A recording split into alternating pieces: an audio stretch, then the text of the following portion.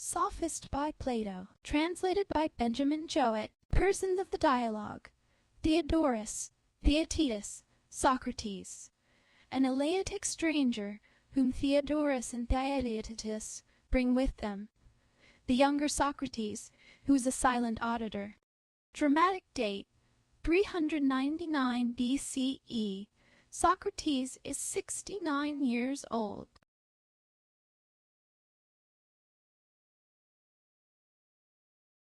Here we are, Socrates, true to our agreement of yesterday, and we bring with us a stranger from Elea, who is a disciple of Parmenides and Zeno, and a true philosopher. Is he not rather a god, Theodorus, who comes to us in the disguise of a stranger? For Homer says that all the gods, and especially the god of strangers, are companions of the meek and just, and visit the good and evil among men. And may not your companion be one of those higher powers, a cross-examining deity, who has come to spy out our weakness in argument, and to cross-examine us? Nay, Socrates, he is not one of the disputatious sort. He is too good for that. And, in my opinion, he is not a god at all. But divine he certainly is, for this is a title which I should give to all philosophers. Capital, my friend. And I may add that they are almost as hard to be discerned as the gods. For the true philosophers, and such as are not merely made up for the occasion, appear in various forms unrecognized by the ignorance of men, and they hover about cities, as Homer declares, looking from above upon human life, and some think nothing of them, and others can never think enough, and sometimes they appear as statesmen, and sometimes as sophists, and then, again, to many they seem to be no better than madmen. I should like to ask our Eleatic friend if he would tell us what is thought about them in Italy, and to whom the terms are applied. What terms? Sophist, statesman, philosopher. What is your difficulty about them, and what made you ask? I want to know whether by his countrymen they are regarded as one or two, or do they, as the names are three, distinguish also three kinds, and assign one to each name? I dare say that the stranger will not object to discuss the question. What do you say, stranger? I am far from objecting, Theodorus, nor have I any difficulty in replying that by us they are regarded as three. But to define precisely the nature of each of them is by no means a slight or easy task. You have happened to light, Socrates, almost on the very question which we were asking our friend before we came hither, and he excused himself to us, as he does now to you, although he admitted that the matter had been fully discussed, and that he remembered the answer. Then do not, stranger, deny us the first favor which we ask of you. I am sure that you will not, and therefore I shall only beg of you to say whether you like and are accustomed to make a long oration on a subject which you want to explain to another, or to proceed by the method of question and answer. I remember hearing a very noble discussion in which Parmenides employed the latter of the two methods, when I was a young man, and he was far advanced in years. I prefer to talk with another when he responds pleasantly, and is light in hand. If not, I would rather have my own say.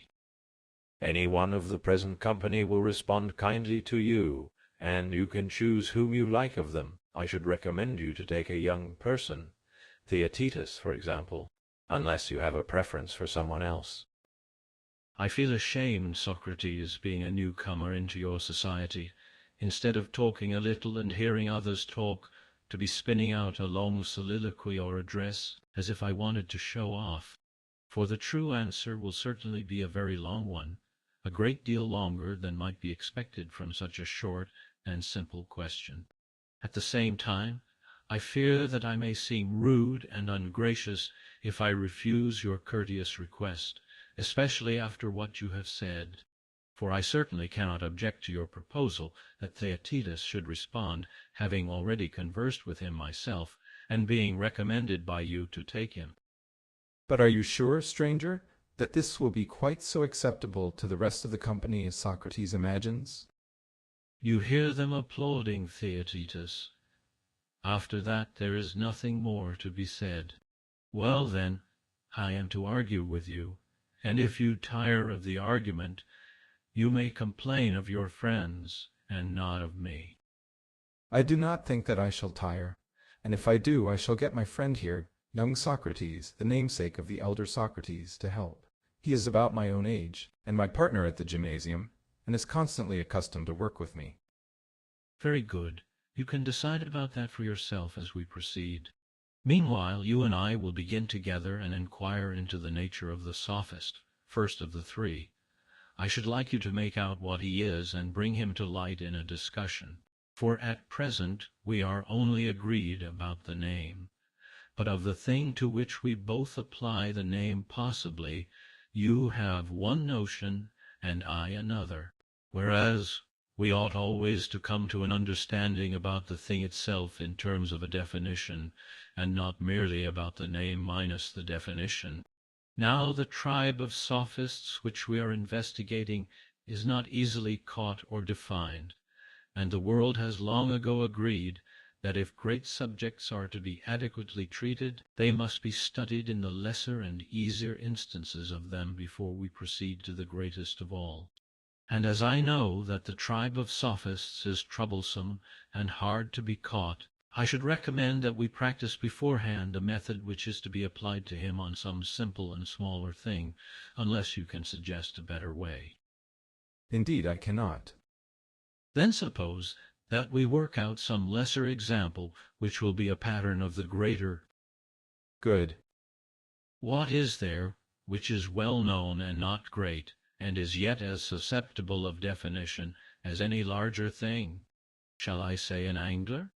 He is familiar to all of us, and not a very interesting or important person. He is not. Yet I suspect that he will furnish us with the sort of definition and line of inquiry which we want. Very good. Let us begin by asking whether he is a man having art or not having art, but some other power. He is clearly a man of art. And of arts there are two kinds. What are they? There is agriculture, and the tending of mortal creatures, and the art of constructing or moulding vessels, and there is the art of imitation. All these may be appropriately called by a single name. What do you mean? And what is the name? He who brings into existence something that did not exist before is said to be a producer, and that which is brought into existence is said to be produced. True. And all the arts which were just now mentioned are characterized by this power of producing. They are. Then let us sum them up under the name of productive or creative art. Very good. Next follows the whole class of learning and cognition. Then comes trade, fighting, hunting. And since none of these produces anything, but is only engaged in conquering by word or deed, or in preventing others from conquering, things which exist and have been already produced. In each and all of these branches, there appears to be an art which may be called acquisitive. Yes, that is the proper name. Seeing, then, that all arts are either acquisitive or creative, in which class shall we place the art of the angler? Clearly in the acquisitive class. And the acquisitive may be subdivided into two parts. There is exchange, which is voluntary and is effected by gifts, hire, purchase, and the other part of acquisitive, which takes by force of word or deed, may be termed conquest. That is implied in what has been said. And may not conquest be again subdivided? How? Open force may be called fighting, and secret force may have the general name of hunting. Yes. And there is no reason why the art of hunting should not be further divided. How would you make the division? Into the hunting of living and of lifeless prey. Yes, if both kinds exist. Of course they exist, but the hunting after lifeless things having no special name, except some sorts of diving and other small matters, may be omitted. The hunting after living things may be called animal hunting. Yes. And animal hunting may be truly said to have two divisions: land animal hunting, which has many kinds and names, and water animal hunting, or the hunting after animals who swim. True. And of swimming animals, one class lives on the wing and the other in the water. Certainly. Fowling is the general term under which the hunting of all birds is included. True. The hunting of animals who live in the water has the general name of fishing. Yes. And this sort of hunting may be further divided also into two principal kinds. What are they? There is one kind which takes them in nets, another which takes them by a blow. What do you mean, and how do you distinguish them? As to the first kind, all that surrounds and encloses anything to prevent egress may be rightly called an enclosure. Very true. For which reason twig baskets, casting nets, nooses, creels, and the like may all be termed enclosures. True. And therefore this first kind of capture may be called by us capture with enclosures, or something of that sort. Yes. The other kind, which is practiced by a blow with hooks and three-pronged spears, when summed up under one name, may be called striking, unless you, TorToiSe-tts, can find some better name. Never mind the name. What you suggest will do very well. There is one mode of striking which is done at night, and by the light of a fire, and is by the hunters themselves called firing, or spearing by firelight. True. And the fishing by day is called by the general name of barbing, because the spears, too, are barbed at the point. Yes, that is the term. Of this barb fishing, that which strikes the fish who is below from above is called spearing, because this is the way in which the three-pronged spears are mostly used. Yes, it is often called so. Then now there is only one kind remaining. What is that? When a hook is used, and the fish is not struck in any chance part of his body, as he is with the spear, but only about the head and mouth, and is then drawn out from below upwards with reeds and rods. What is the right name of that mode of fishing? TorToiSe-tts. I suspect that we have now discovered the object of our search. Then now you and I have come to an understanding, not only about the name of the angler's art, but about the definition of the thing itself. One half of all art was acquisitive. Half of the acquisitive art was conquest or taking by force. Half of this was hunting, and half of hunting was hunting animals. Half of this was hunting water animals. Of this again, the under half was fishing. Half of fishing was striking. A part of striking was fishing with a barb, and one half of this again, being the kind which strikes with a hook and draws the fish from below upwards, is the art which we have been seeking, and which, from the nature of the operation, is denoted angling or drawing up. The result has been quite satisfactorily brought out. And now, following this pattern, let us endeavor to find out what a sophist is. By all means. The first question about the angler was whether he was a skilled artist or unskilled. True. And shall we call our new friend unskilled, or a thorough master of his craft? Certainly not unskilled, for his name, as indeed you imply, must surely express his nature. Then he must be supposed to have some art. What art? By heaven, they are cousins. It never occurred to us. Who are cousins? The angler and the sophist. In what way are they related? They both appear to me to be hunters. How the sophist? Of the other we have spoken. You remember our division of hunting into hunting after swimming animals and land animals? Yes. And you remember that we subdivided the swimming and left the land animals, saying that there were many kinds of them? Certainly. Thus far, then, the sophist and the angler, starting from the art of acquiring, take the same road. So it would appear. Their paths diverge when they reach the art of animal hunting, the one going to the seashore and to the rivers and to the lakes, and angling for the animals which are in them, Very true. while the other goes to land and water of another sort, rivers of wealth and broad meadowlands of generous youth, and he also is intending to take the animals which are in them. What do you mean? Of hunting on land, there are two principal divisions. What are they? One is the hunting of tame, and the other of wild animals. But are tame animals ever hunted? Yes, if you include man under tame animals, but if you like, you may say that there are no tame animals, or that, if there are, man is not among them, or you may say that man is a tame animal, but is not hunted. You shall decide which of these alternatives you prefer. I should say, stranger, that man is a tame animal, and I admit that he is hunted. Then let us divide the hunting of tame animals into two parts. How shall we make the division? Let us define piracy, man stealing, tyranny, the whole military art, by one name, as hunting with violence. Very good. But the art of the lawyer, of the popular orator, and the art of conversation may be called in one word the art of persuasion. True. And of persuasion there may be said to be two kinds.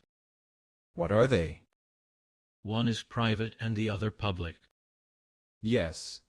Each of them forms a class. And of private hunting one sort receives hire and the other brings gifts. I do not understand you. You seem never to have observed the manner in which lovers hunt. To what do you refer?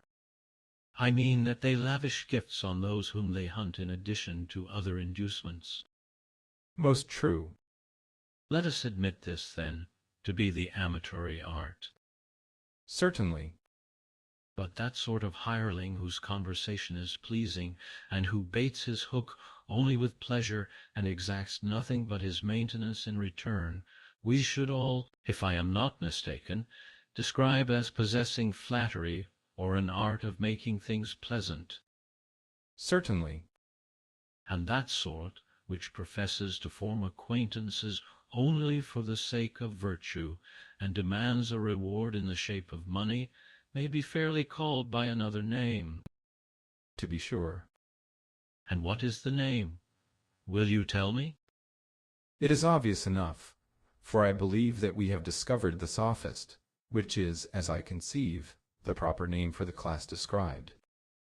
Then now, TorToiSe-tts, his art may be traced as a branch of the appropriative, acquisitive family, which hunts animals, living, land, tame animals, which hunts man, privately, for hire, taking money in exchange, having the semblance of education. And this is termed sophistry, and is a hunt after young men of wealth and rank. Such is the conclusion. Just so. Let us take another branch of his genealogy, for he is a professor of a great and many-sided art, and if we look back at what has preceded, we see that he presents another aspect besides that of which we are speaking. In what respect? There were two sorts of acquisitive art, the one concerned with hunting, the other with exchange. There were. And of the art of exchange there are two divisions, the one of giving and the other of selling. Let us assume that. Next, we will suppose the art of selling to be divided into two parts. How? There is one part which is distinguished as the sale of a man's own productions, another which is the exchange of the works of others. Certainly. And is not that part of exchange which takes place in the city, being about half of the whole, termed retailing? Yes. And that which exchanges the goods of one city for those of another by selling and buying is the exchange of the merchant? To be sure. And you are aware that this exchange of the merchant is of two kinds. It is partly concerned with food for the use of the body, and partly with the food of the soul, which is bartered and received in exchange for money. What do you mean? You want to know what is the meaning of food for the soul. The other kind you surely understand. Yes. Take music in general, and painting, and marionette playing, and many other things which are purchased in one city and carried away and sold in another, wares of the soul which are hawked about either for the sake of instruction or amusement. May not he who takes them about and sells them be quite as truly called a merchant as he who sells meats and drinks? To be sure he may. And would you not call by the same name him who buys up knowledge and goes about from city to city, exchanging his wares for money? Certainly I should. Of this merchandise of the soul, may not one part be fairly termed the art of display? And there is another part which is certainly not less ridiculous, but being a trade in learning must be called by some name germane to the matter. Certainly. The latter should have two names, one descriptive of the sale of the knowledge of virtue, and the other of the sale of other kinds of knowledge. Of course. The name of art seller corresponds well enough to the latter, but you must try and tell me the name of the other. He must be the Sophist whom we are seeking. No other name can possibly be right. No other? And so this trader in virtue again turns out to be our friend the Sophist, whose art may now be traced from the art of acquisition, through exchange, trade, merchandise, to a merchandise of the soul which is concerned with speech and the knowledge of virtue. Quite true. And there may be a third reappearance of him, for he may have settled down in a city, and may fabricate as well as buy these same wares, intending to live by selling them, and he would still be called a sophist. Certainly. Then that part of the acquisitive art which exchanges, and of exchange which either sells a man's own productions, or retails those of others, as the case may be, and in either way sells the knowledge of virtue, you would again term sophistry. I must if I am to keep pace with the argument. Let us consider once more whether there may not be yet another aspect of sophistry. What is it? In the acquisitive there was a subdivision of the combative or fighting art. There was. Perhaps we had better divide it. What shall be the divisions? There shall be one division of the competitive, and another of the pugnacious. Very good. That part of the pugnacious which is a contest of bodily strength may be properly called by some such name as violent. True. And when the war is one of words, it may be termed controversy. Yes. And controversy may be of two kinds. What are they? When long speeches are answered by long speeches, and there is public discussion about the just and unjust, that is forensic controversy. Yes. And there is a private sort of controversy, which is cut up into questions and answers, and this is commonly called disputation. Yes, that is the name. And of disputation, that sort which is only a discussion about contracts, and is carried on at random, and without rules of art, is recognized by the reasoning faculty to be a distinct class, but has hitherto had no distinctive name, and does not deserve to receive one from us. No, for the different sorts of it are too minute and heterogeneous. But that which proceeds by rules of art, to dispute about justice and injustice in their own nature, and about things in general, we have been accustomed to call argumentation, heuristic. Certainly. and of argumentation. One sort wastes money, and the other makes money. Very true. Suppose we try and give to each of these two classes a name. Let us do so. I should say that the habit which leads a man to neglect his own affairs for the pleasure of conversation, of which the style is far from being agreeable to the majority of his hearers, may be fairly termed loquacity. Such is my opinion. That is the common name for it. But now who the other is, who makes money out of private disputation, it is your turn to say. There is only one true answer. He is the wonderful Sophist of whom we are in pursuit, and who reappears again for the 4th time. Yes, and with a fresh pedigree, for he is the money-making species of the heuristic, disputatious, controversial, pugnacious, combative, acquisitive family, as the argument has already proven. Certainly. How true was the observation that he was a many-sided animal, and not to be caught with one hand, as they say. Then you must catch him with 2. Yes, we must if we can, and therefore let us try another track in our pursuit of him. You are aware that there are certain menial occupations which have names among servants. Yes, there are many such. Which of them do you mean? I mean such as sifting, straining, winnowing, threshing. Certainly. And besides these there are a great many more, such as carding, spinning, adjusting the warp and the woof, and thousands of similar expressions are used in the art. Of what are they to be patterns, and what are we going to do with them all?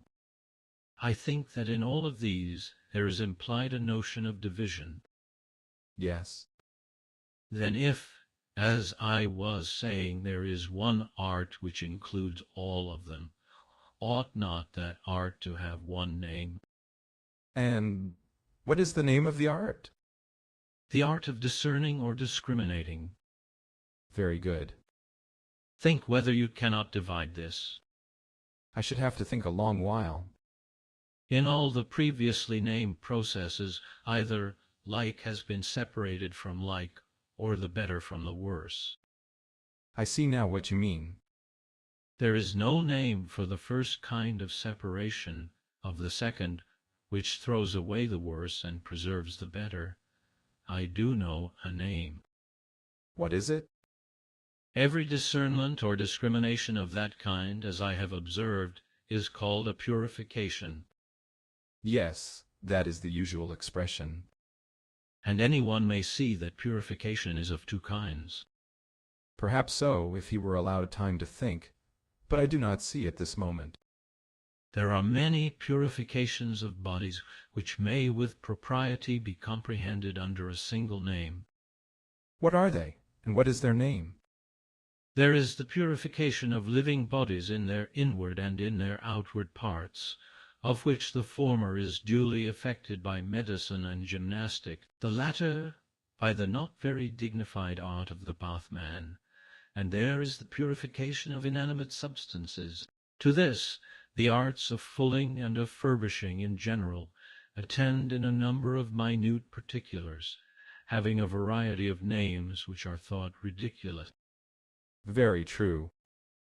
There can be no doubt that they are thought ridiculous, TorToiSe-tts. But then the dialectical art never considers whether the benefit to be derived from the purge is greater or less than that to be derived from the sponge, and has not more interest in the one than in the other. Her endeavor is to know what is and is not kindred in all arts, with a view to the acquisition of intelligence, and having this in view, she honors them all alike, and when she makes comparisons, she counts one of them not a whit more ridiculous than another, nor does she esteem him who adduces as his example of hunting the general's art at all more decorous than another who cites that of the vermin-destroyer, but only as the greater pretender of the two. And as to your question concerning the name which was to comprehend all these arts of purification, whether of animate or inanimate bodies, the art of dialectic is in no wise particular about fine words.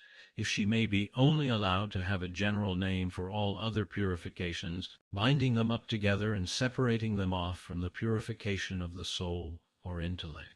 For this is the purification at which she wants to arrive, and this we should understand to be her aim. Yes, I understand, and I agree that there are two sorts of purification, and that one of them is concerned with the soul, and that there is another which is concerned with the body. Excellent. And now listen to what I am going to say, and try to divide further the first of the two. Whatever line of division you suggest, I will endeavor to assist you. Do we admit that virtue is distinct from vice in the soul? Certainly. And purification was to leave the good and to cast out whatever is bad? True. Then any taking away of evil from the soul may be properly called purification?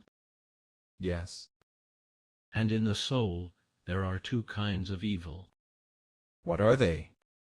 The one may be compared to disease in the body, the other to deformity.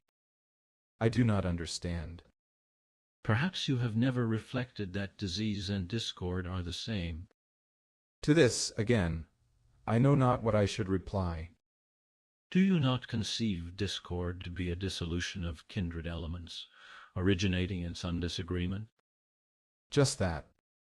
And is deformity anything but the want of measure, which is always unsightly? Exactly.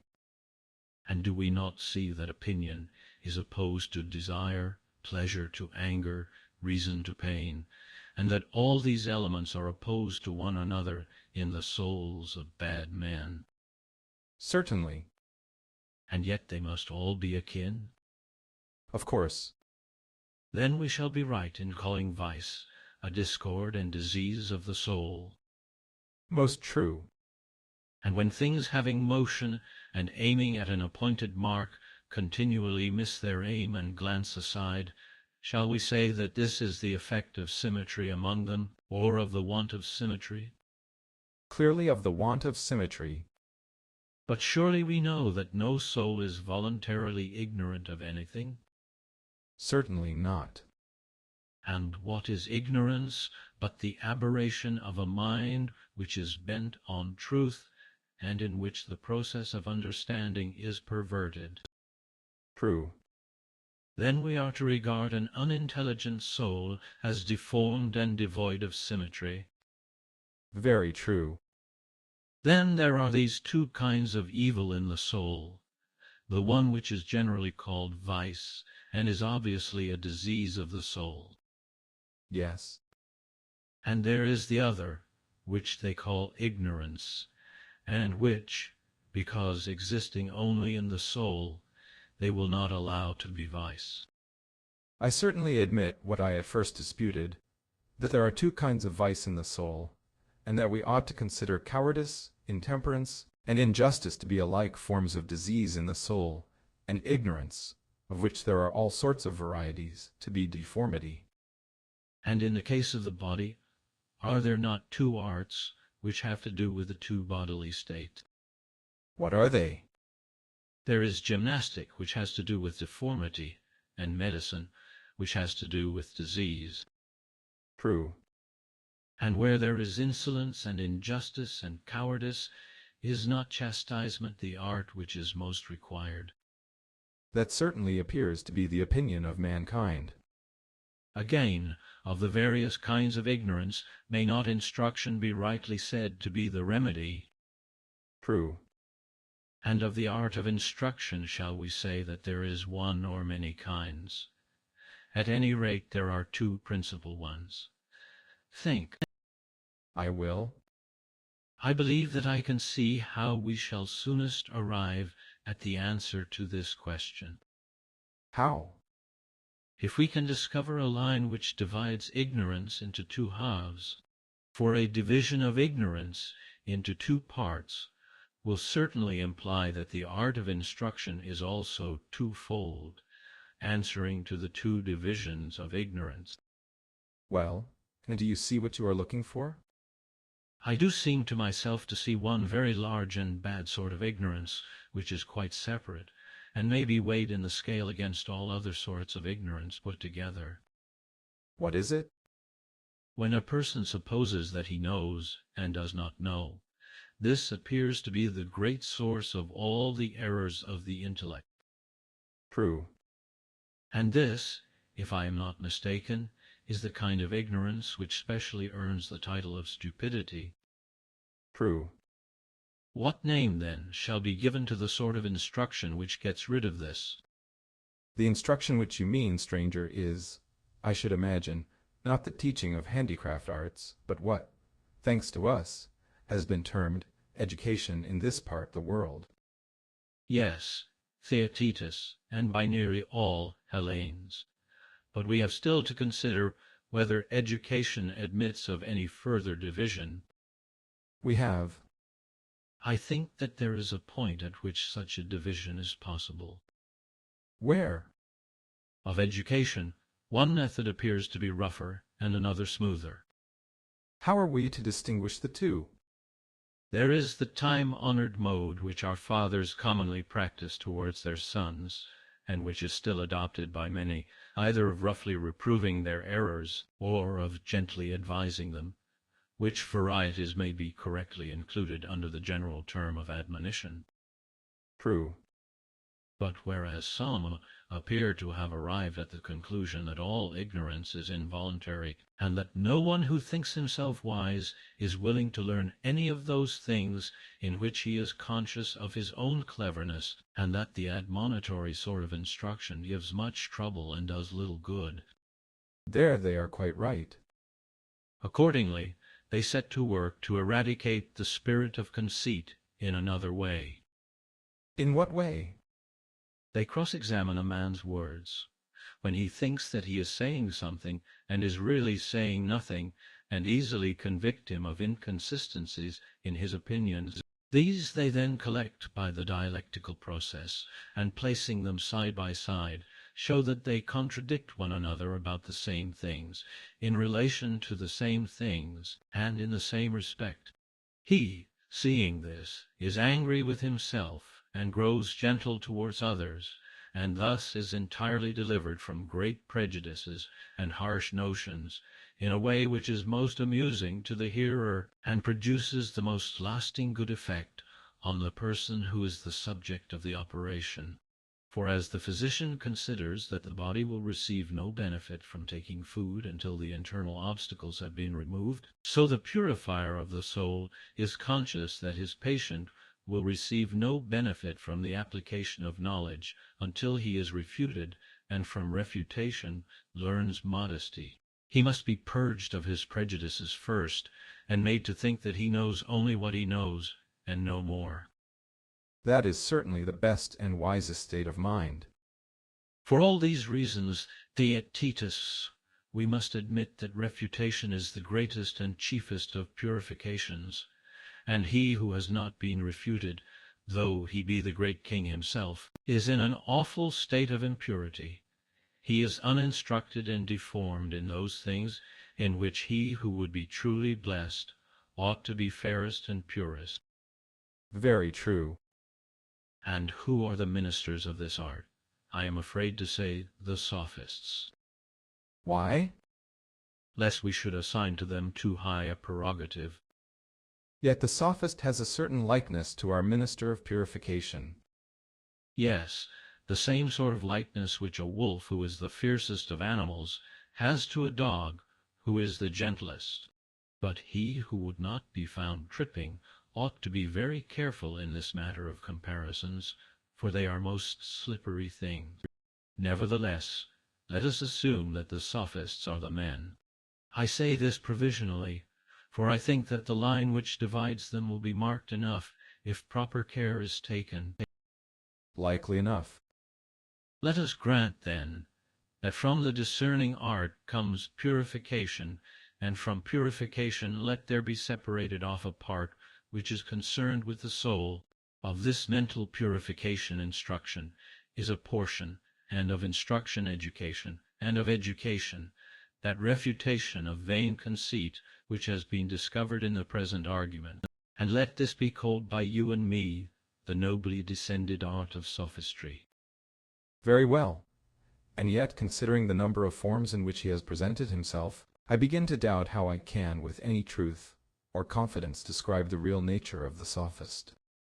You naturally feel perplexed, and yet I think that he must be still more perplexed in his attempt to escape us, for as the proverb says, when every way is blocked, there is no escape. Now then, is the time of all others to set upon him. True. First let us wait a moment and recover breath, and while we are resting, we may reckon up in how many forms he has appeared. In the first place, he was discovered to be a paid hunter after wealth and youth. Yes. In the second place, he was a merchant in the goods of the soul. Certainly. In the third place, he has turned out to be a retailer of the same sort of wares.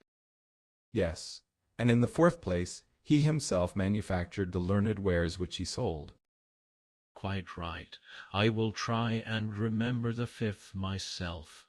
He belonged to the fighting class, and was further distinguished as a hero of debate who professed the eristic art. True.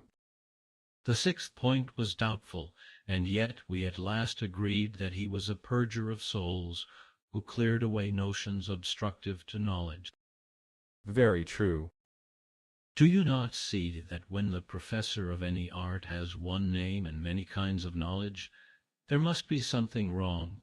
The multiplicity of names which is applied to him shows that the common principle to which all these branches of knowledge are tending is not understood. I should imagine this to be the case. At any rate, we will understand him, and no indolence shall prevent us. Let us begin again, then, and re-examine some of our statements concerning the Sophist. There was one thing which appeared to me especially characteristic of him. To what are you referring? We were saying of him, if I am not mistaken, that he was a disputer. We were. And does he not also teach others the art of disputation? Certainly he does. And about what does he profess that he teaches men to dispute?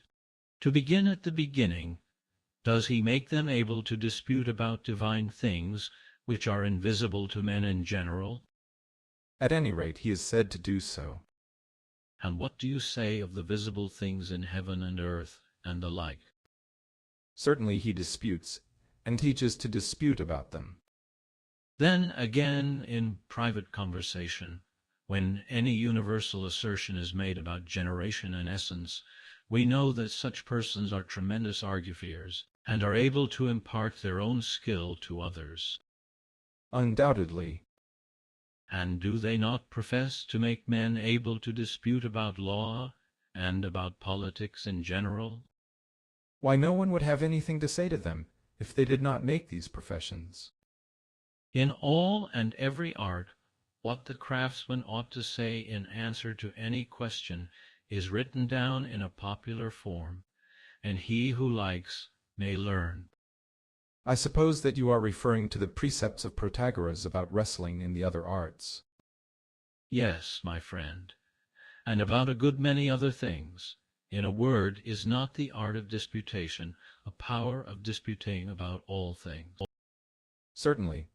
There does not seem to be much which is left out. But oh, my dear youth, do you suppose this possible? For perhaps your young eyes may see things which to our duller sight do not appear. To what are you alluding? I do not think that I understand your present question. I ask whether anybody can understand all things. Happy would mankind be if such a thing were possible. But how can anyone who is ignorant dispute in a rational manner against him who knows? He cannot. Then why has the sophistical art such a mysterious power? To what do you refer? How do the Sophists make young men believe in their supreme and universal wisdom? For if they neither disputed nor were thought to dispute rightly, or being thought to do so were deemed no wiser for their controversial skill, then, to quote your own observation, no one would give them money or be willing to learn their art. They certainly would not. But they are willing. Yes, they are. Yes, and the reason, as I should imagine, is that they are supposed to have knowledge of those things about which they dispute. Certainly. And they dispute about all things. True. And therefore to their disciples they appear to be all wise. Certainly. But they are not, for that was shown to be impossible. Impossible, of course. Then the Sophist has been shown to have a sort of conjectural or apparent knowledge only of all things, which is not the truth. Exactly. No better description of him could be given. Let us now take an illustration which will still more clearly explain his nature. What is it? I will tell you, and you shall answer me, giving your very closest attention. Suppose that a person were to profess, not that he could speak or dispute, but that he knew how to make and do all things by a single art. All things? I see that you do not understand the first word that I utter, for you do not understand the meaning of all. No, I do not. Under all things I include you and me, and also animals and trees. What do you mean? Suppose a person to say that he will make you and me, and all creatures. What would he mean by making? He cannot be a husbandman, for you said that he is a maker of animals. Yes, and I say that he is also the maker of the sea, and the earth, and the heavens, and the gods, and of all other things, and further, that he can make them in no time, and sell them for a few pence. That must be a jest. And when a man says that he knows all things, and can teach them to another at a small cost, and in a short time, is not that a jest? Certainly. And is there any more artistic or graceful form of jest than imitation? Certainly not. And imitation is a very comprehensive term, which includes under one class the most diverse sorts of things. We know, of course, that he who professes by one art to make all things is really a painter, and by the painter's art makes resemblances of real things which have the same name with them. And he can deceive the less intelligent sort of young children, to whom he shows his pictures at a distance, into the belief that he has the absolute power of making whatever he likes. Certainly. And may there not be supposed to be an imitative art of reasoning?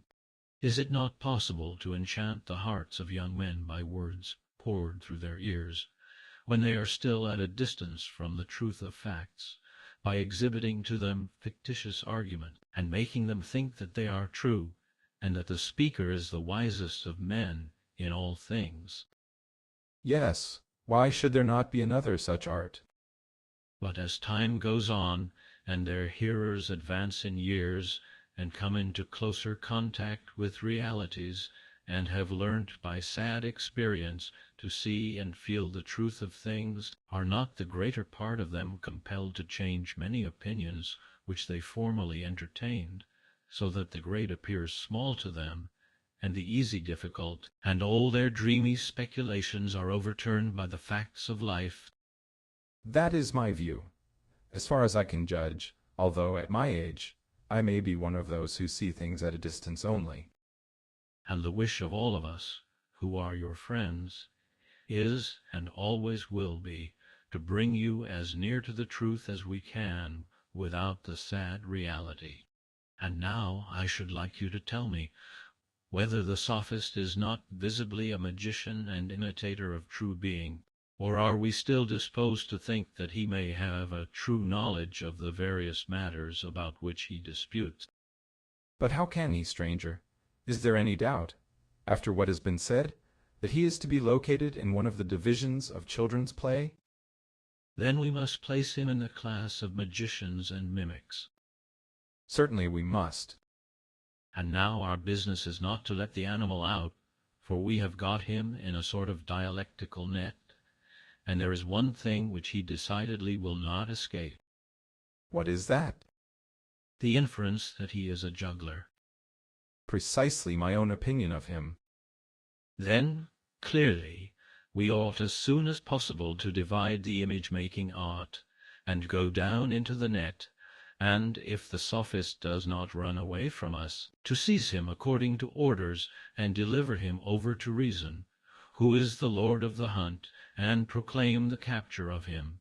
And if he creeps into the recesses of the imitative art, and secretes himself in one of them, to divide again and follow him up until in some subsection of imitation he is caught. For our method of tackling each and all is one which neither he nor any other creature will ever escape in triumph. Well said, and let us do as you propose. Well then, pursuing the same analytic method as before, I think that I can discern two divisions of the imitative art, but I am not as yet able to see in which of them the desired form is to be found. Will you tell me first, what are the two divisions of which you are speaking? One is the art of likeness-making. Generally, a likeness of anything is made by producing a copy which is executed according to the proportions of the original, similar in length and breadth and depth, each thing receiving also its appropriate color. Is not this always the aim of imitation? Not always. In works either of sculpture or of painting, which are of any magnitude, there is a certain degree of deception. For artists were to give the true proportions of their fair works, the upper part, which is farther off, would appear to be out of proportion in comparison with the lower, which is nearer. And so they give up the truth in their images, and make only the proportions which appear to be beautiful, disregarding the real one. Quite true. And that which being other is also like, may we not fairly call a likeness or image? Yes. And may we not, as I did just now, call that part of the imitative art which is concerned with making such images the art of likeness-making? Let that be the name. And what shall we call those resemblances of the beautiful which appear such owing to the unfavorable position of the spectator? Whereas if a person had the power of getting a correct view of works of such magnitude, they would appear not even like that to which they profess to be like. May we not call these appearances, since they appear only and are not really like? Certainly. There is a great deal of this kind of thing in painting, and in all imitation. Of course. And may we not fairly call the sort of art which produces an appearance and not an image fantastic art? Most fairly. These, then, are the two kinds of image-making, the art of making likenesses, and fantastic or the art of making appearances. True. I was doubtful before in which of them I should place the Sophist, nor am I even now able to see clearly. Verily he is a wonderful and inscrutable creature, and now, in the cleverest manner, he has got into an impossible place. Yes, he has. Do you speak advisedly, or are you carried away at the moment by the habit of assenting into giving a hasty answer? May I ask to what you are referring? My dear friend, we are engaged in a very difficult speculation.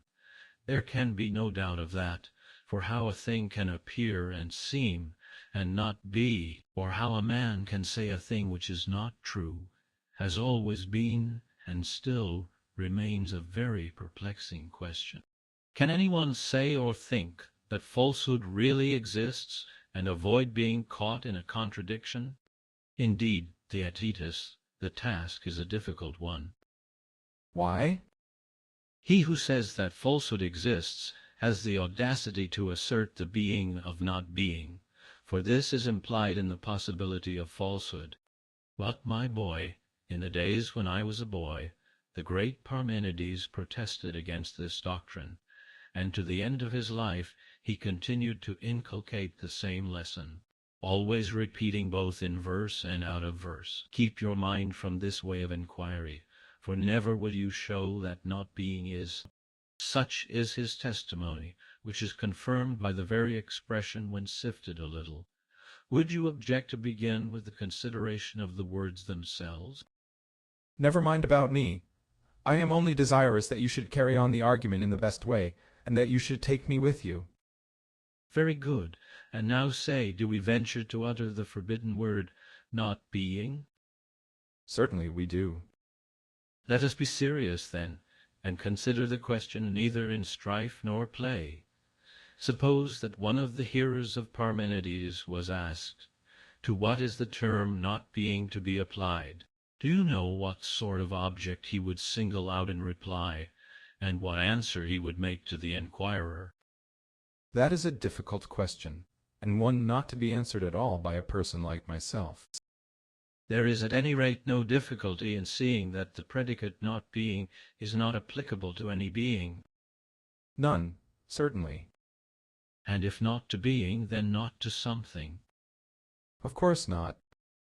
It is also plain that in speaking of something we speak of being, for to speak of an abstract, something naked and isolated from all being is impossible.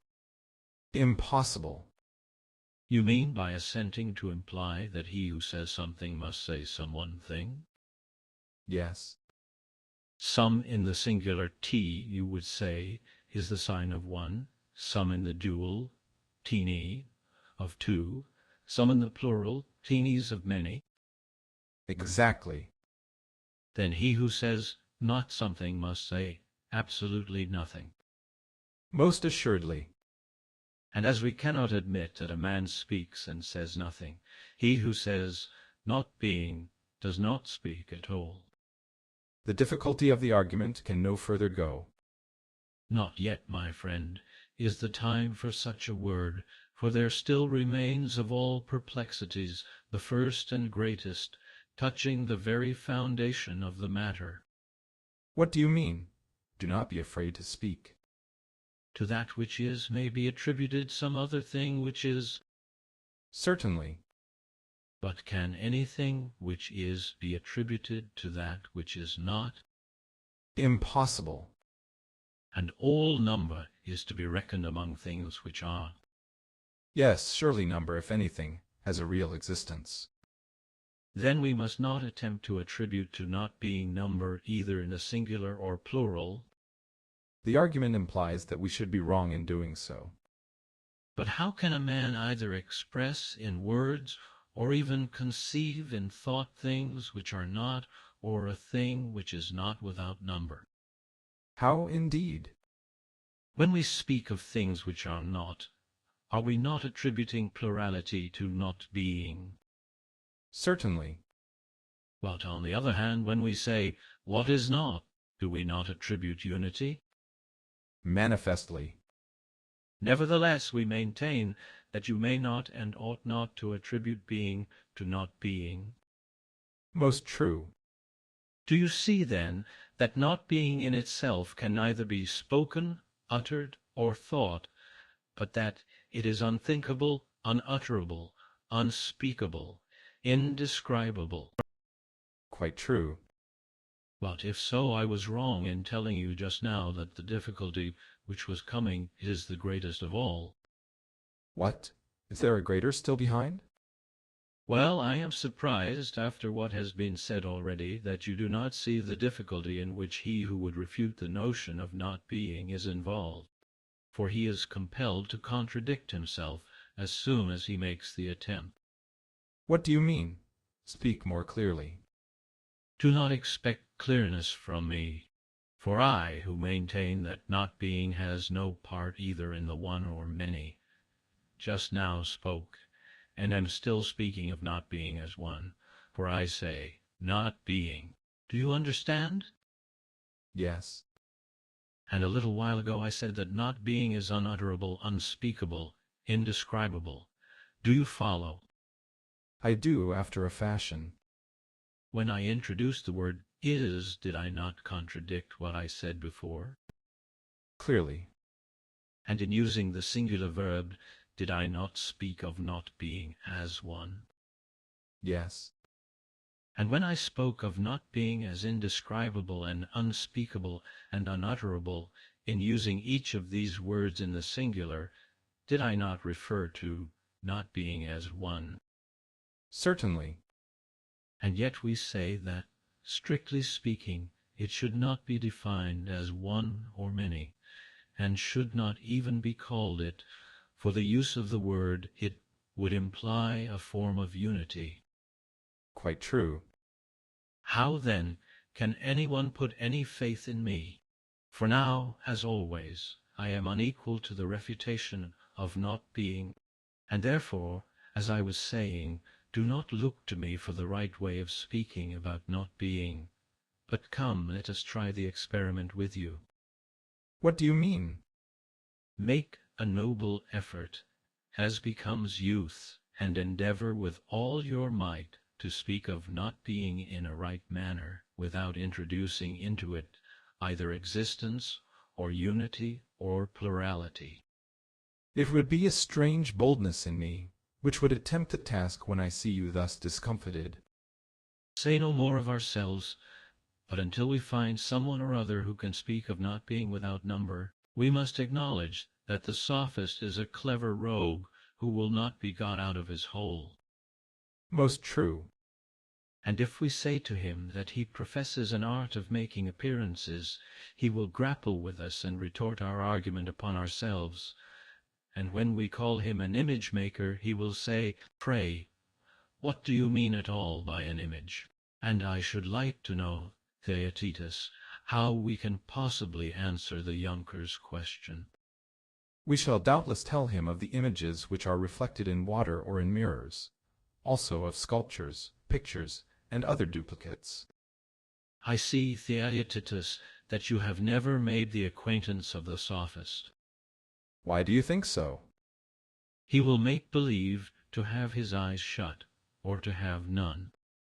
What do you mean?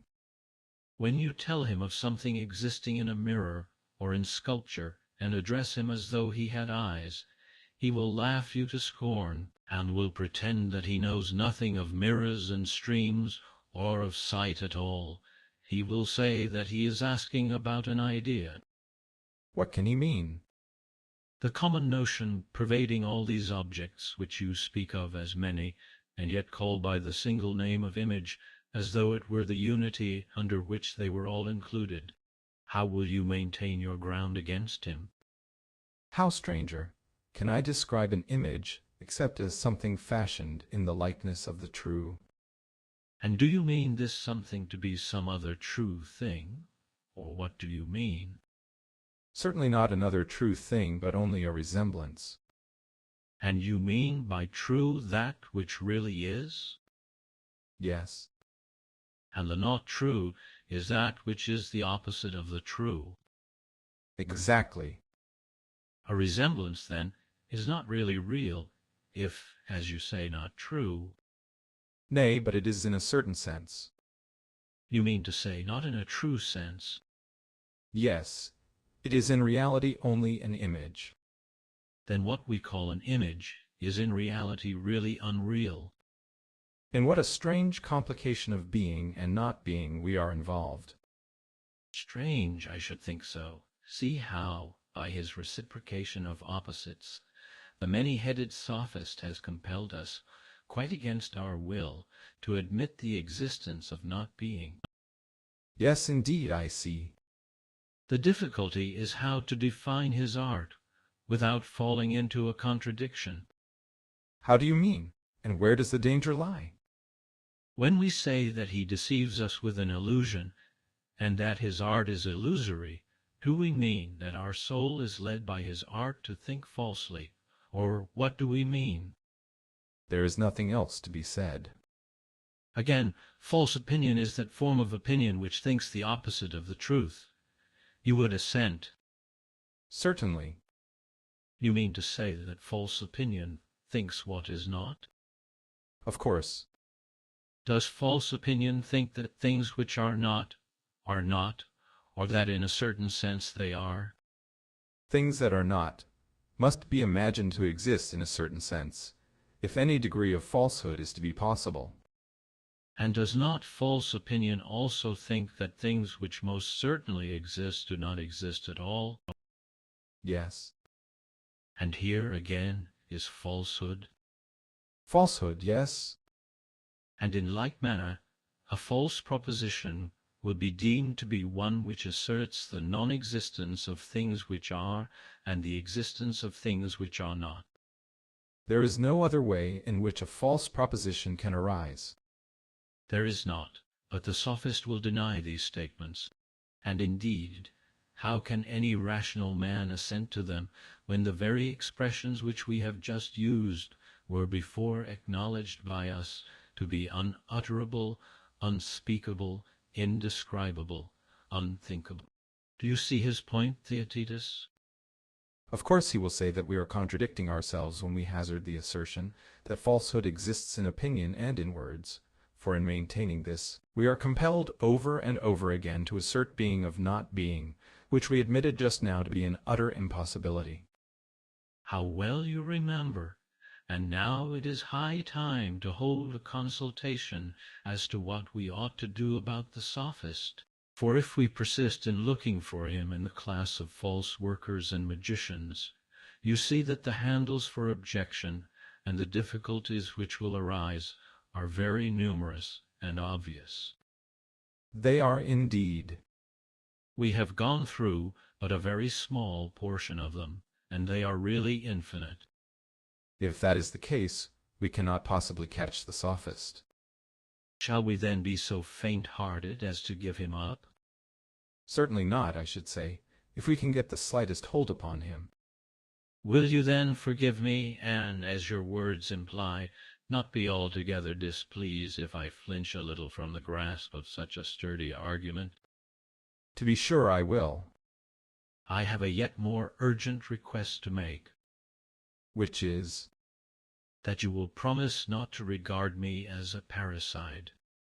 And why? Because in self-defense I must test the philosophy of my father Parmenides, and try to prove by main force that in a certain sense not being is, and that being, on the other hand, is not. Some attempt of the kind is clearly needed. Yes, a blind man, as they say, might see that, and, unless these questions are decided in one way or another, no one, when he speaks of false words or false opinion, or idols, or images, or imitations, or appearances, or about the arts which are concerned with them, can avoid falling into ridiculous contradictions. Most true. And therefore I must venture to lay hands on my father's argument, for if I am to be over-scrupulous, I shall have to give the matter up. Nothing in the world should ever induce us to do so. I have a third little request which I wish to make. What is it? You heard me say what I have always felt and still feel, that I have no heart for this argument. I did. I tremble at the thought of what I have said, and expect that you will deem me mad when you hear of my sudden changes and shiftings. Let me therefore observe that I am examining the question entirely out of regard for you. There is no reason for you to fear that I shall impute any impropriety to you, if you attempt this refutation and proof. Take heart, therefore, and proceed. And where shall I begin the perilous enterprise? I think that the road which I must take is— Which? Let me hear. I think that we had better, first of all, consider the points which at present are regarded as self-evident, lest we may have fallen into some confusion, and be too ready to assent to one another, fancying that we are quite clear about them. Say more distinctly what you mean. I think that Parmenides, and all ever yet undertook to determine the number and nature of existences, talked to us in rather a light and easy strain. How? As if we had been children, to whom they repeated each his own mythus or story. One said that there were 3 principles, and that at one time there was war between certain of them, and then again there was peace, and they were married and begat children, and brought them up, and another spoke of two principles, a moist and a dry, or a hot and a cold, and made them marry and cohabit. The Eleatics, however, in our part of the world, say that all things are many in name, but in nature one. This is their mythos, which goes back to Xenophanes, and is even older. Then there are Ionian, and in more recent times Sicilian muses, who have arrived at the conclusion that to unite the two principles is safer, and to say that being is one and many, and that these are held together by enmity and friendship, ever parting, ever meeting, as the severer muses assert, while the gentler ones do not insist on the perpetual strife and peace, but admit a relaxation and alternation of them, peace and unity sometimes prevailing under the sway of Aphrodite, and then again plurality and war, by reason of a principle of strife. Whether any of them spoke the truth in all this is hard to determine. Besides, antiquity and famous men should have reverence, and not be liable to accusations so serious. Yet one thing may be said of them without offense. What thing? That they went on their several ways, disdaining to notice people like ourselves. They did not care whether they took us with them, or left us behind them. How do you mean? I mean to say that when they talk of one, two, or more elements, which are or have become, or are becoming, or again, of heat mingling with cold, assuming in some other part of their works separations and mixtures, tell me, TorToiSe-tts, do you understand what they mean by these expressions? When I was a younger man, I used to fancy that I understood quite well what was meant by the term not being, which is our present subject of dispute, and now you see in what a fix we are about it. I see. And very likely we have been getting into the same perplexity about being, and yet may fancy that when anybody utters the word we understand him quite easily, although we do not know about not being. But we may be equally ignorant of both. I dare say. And the same may be said of all the terms just mentioned. True. The consideration of most of them may be deferred, but we had better now discuss the chief captain and leader of them. Of what are you speaking? You clearly think that we must first investigate what people mean by the word being. You follow close at my heels, TorToiSe-tts. For the right method, I conceive, will be to call into our presence the dualistic philosophers, and to interrogate them.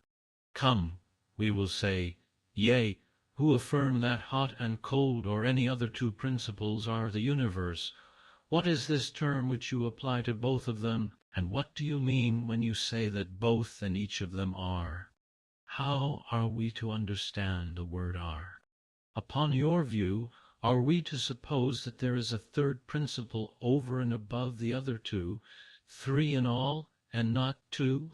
For clearly you cannot say that one of the two principles is being, and yet attribute being equally to both of them. For if you did, whichever of the two is identified with being will comprehend the other, and so they will be one and not two. Very true. But perhaps you mean to give the name of being to both of them together. Quite likely. Then, friends, we shall reply to them, the answers plainly that the two will still be resolved into one.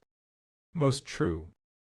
Since, then, we are in a difficulty, please to tell us what you mean when you speak of being. For there can be no doubt that you always from the first understood your own meaning, whereas we once thought that we understood you, but now we are in a great strait. Please to begin by explaining this matter to us, and let us no longer fancy that we understand you, when we entirely misunderstand you. There will be no impropriety in our demanding an answer to this question, either of the dualists or of the pluralists. Certainly not. And what about the assertors of the oneness of the all? Must we not endeavor to ascertain from them what they mean by being? By all means. Then let them answer this question.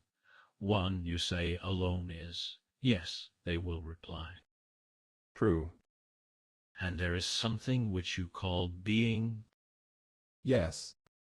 And is being the same as one? And do you apply two names to the same thing? What will be their answer, stranger? It is clear, TorToiSe-tts, that he who asserts the unity of being will find a difficulty in answering this or any other question. Why so? To admit of two names, and to affirm that there is nothing but unity, is surely ridiculous. Certainly. And equally irrational to admit that a name is anything. How so? To distinguish the name from the thing implies duality. Yes. And yet he who identifies the name with the thing will be compelled to say that it is the name of nothing, or if he says that it is the name of something, even then the name will only be the name of a name, and of nothing else. True. And the one will turn out to be only one of one, and being absolute unity will represent a mere name. Certainly. And would they say that the whole is other than the one that is, or the same with it? To be sure they would, and they actually say so. If being is a whole, as Parmenides sings, every way like unto the fullness of a well-rounded sphere, evenly balanced from the centre on every side, and must needs be neither greater nor less in any way, neither on this side nor on that, then being has a centre and extremes, and having these must also have parts. True. Yet that which has parts may have the attribute of unity in all the parts, and in this way, being all and a whole, may be one. Certainly. But that of which this is the condition cannot be absolute unity. Why not? Because, according to right reason, that which is truly one must be affirmed to be absolutely indivisible. Certainly. But this indivisible, if made up of many parts, will contradict reason. I understand. Shall we say that being is one and a whole because it has the attribute of unity? Or shall we say that being is not a whole at all? That is a hard alternative to offer. Most true, for being, having in a certain sense the attribute of one, is yet proved not to be the same as one, and the all is therefore more than one. Yes. And yet if being be not a whole, through having the attribute of unity, and there be such a thing as an absolute whole, being lacks something of its own nature. Certainly. Upon this view, again, being having a defect of being, will become not being. True. And again the all becomes more than one, for being and the whole will each have their separate nature. Yes. But if the whole does not exist at all the previous difficulties remain the same, and there will be the further difficulty that besides having no being, being can never have come into being. Why so? Because that which comes into being always comes into being as a whole, so that he who does not give whole a place among beings cannot speak either of essence or generation as existing. Yes, that certainly appears to be true. Again, how can that which is not a whole have any quantity? For that which is of a certain quantity must necessarily be the whole of that quantity. Exactly. And there will be innumerable other points, each of them causing infinite trouble to him who says that being is either one or two. The difficulties which are dawning upon us prove this, for one objection connects with another, and they are always involving what has preceded in a greater and worse perplexity. We are far from having exhausted the more exact thinkers who treat of being and not being. But let us be content to leave them, and proceed to view those who speak less precisely, and we shall find as the result of all that the nature of being is quite as difficult to comprehend as that of not being. Then now we will go to the others. There appears to be a sort of war of giants and gods going on amongst them. They are fighting with one another about the nature of essence. How is that? Some of them are dragging down all things from heaven and from the unseen to earth, and they literally grasp in their hands rocks and oaks. Of these they lay hold, and obstinately maintain that the things only which can be touched or handled have being or essence, because they define being and body as one, and if anyone else says that what is not a body exists, they altogether despise him, and will hear of nothing but body. I have often met with such men, and terrible fellows they are. And that is the reason why their opponents cautiously defend themselves from above, out of an unseen world, mightily contending that true essence consists of certain intelligible and incorporeal ideas, the bodies of the materialists, which by them are maintained to be the very truth. They break up into little bits by their arguments, and affirm them to be not essence, but generation and motion.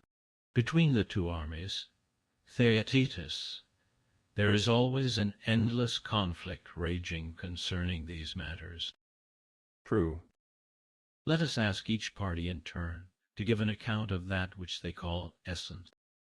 How shall we get it out of them?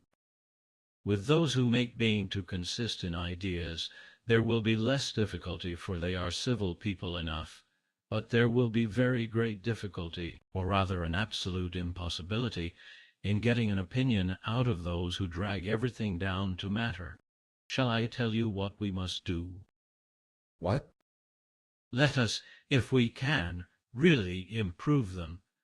But if this is not possible, let us imagine them to be better than they are, and more willing to answer in accordance with the rules of argument, and then their opinion will be more worth having, for that which better men acknowledge has more weight than that which is acknowledged by inferior men.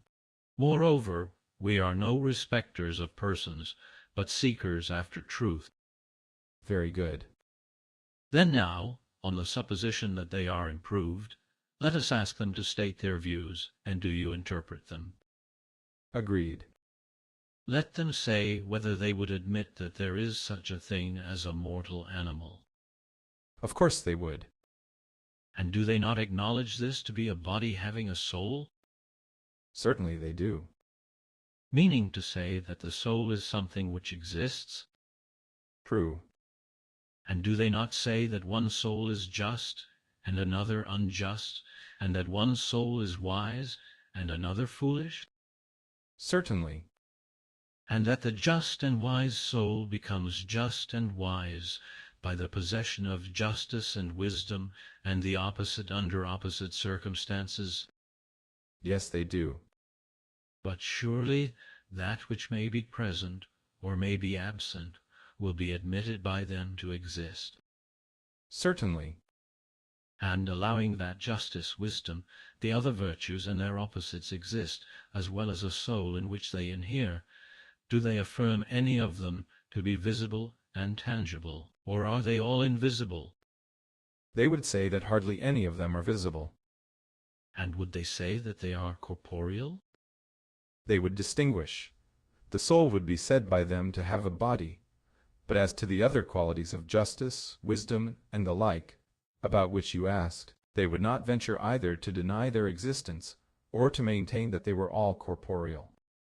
Verily, TorToiSe-tts, I perceive a great improvement in them. The real aborigines, children of the dragon's teeth, would have been deterred by no shame at all, but would have obstinately asserted that nothing is which they are not able to squeeze in their hands. That is pretty much their notion. Let us push the question, for if they will admit that any, even the smallest particle of being, is incorporeal, it is enough. They must then say what that nature is which is common to both the corporeal and incorporeal, and which they have in their mind's eye when they say of both of them that there are.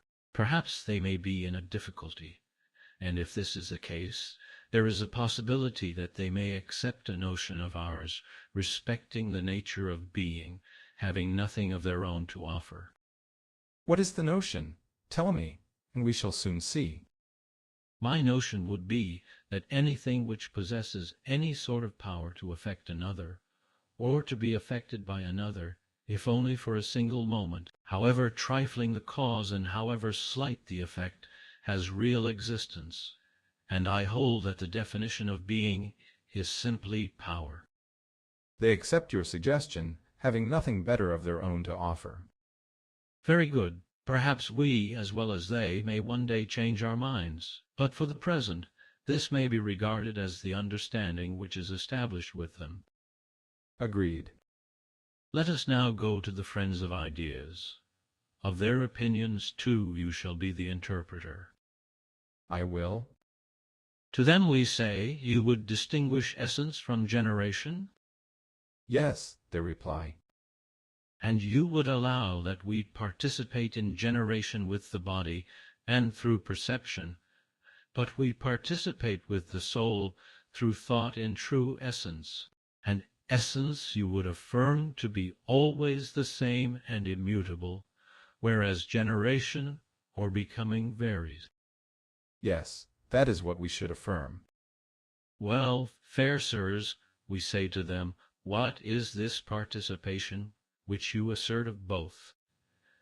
Do you agree with our recent definition? What definition? We said that being was an active or passive energy arising out of a certain power which proceeds from elements meeting with one another. Perhaps your ears, Theaetetus, may fail to catch their answer, which I recognize because I have been accustomed to hear it. And what is their answer? They deny the truth of what we were just now saying to the aborigines about existence. What was that? Any power of doing or suffering in a degree, however slight, was held by us to be a sufficient definition of being. True. They deny this and say that the power of doing or suffering is confined to becoming, and that neither power is applicable to being. And is there not some truth in what they say? Yes, but our reply will be that we want to ascertain from them more distinctly whether they further admit that the soul knows, and that being or essence is known. There can be no doubt that they say so. And is knowing and being known doing or suffering, or both?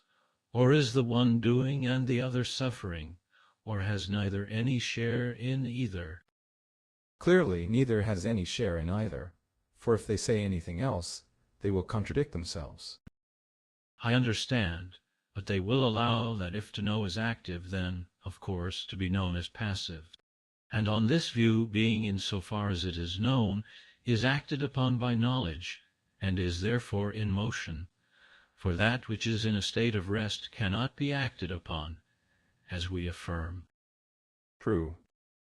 And, O heavens, can we ever be made to believe that motion and life and soul and mind are not present with perfect being?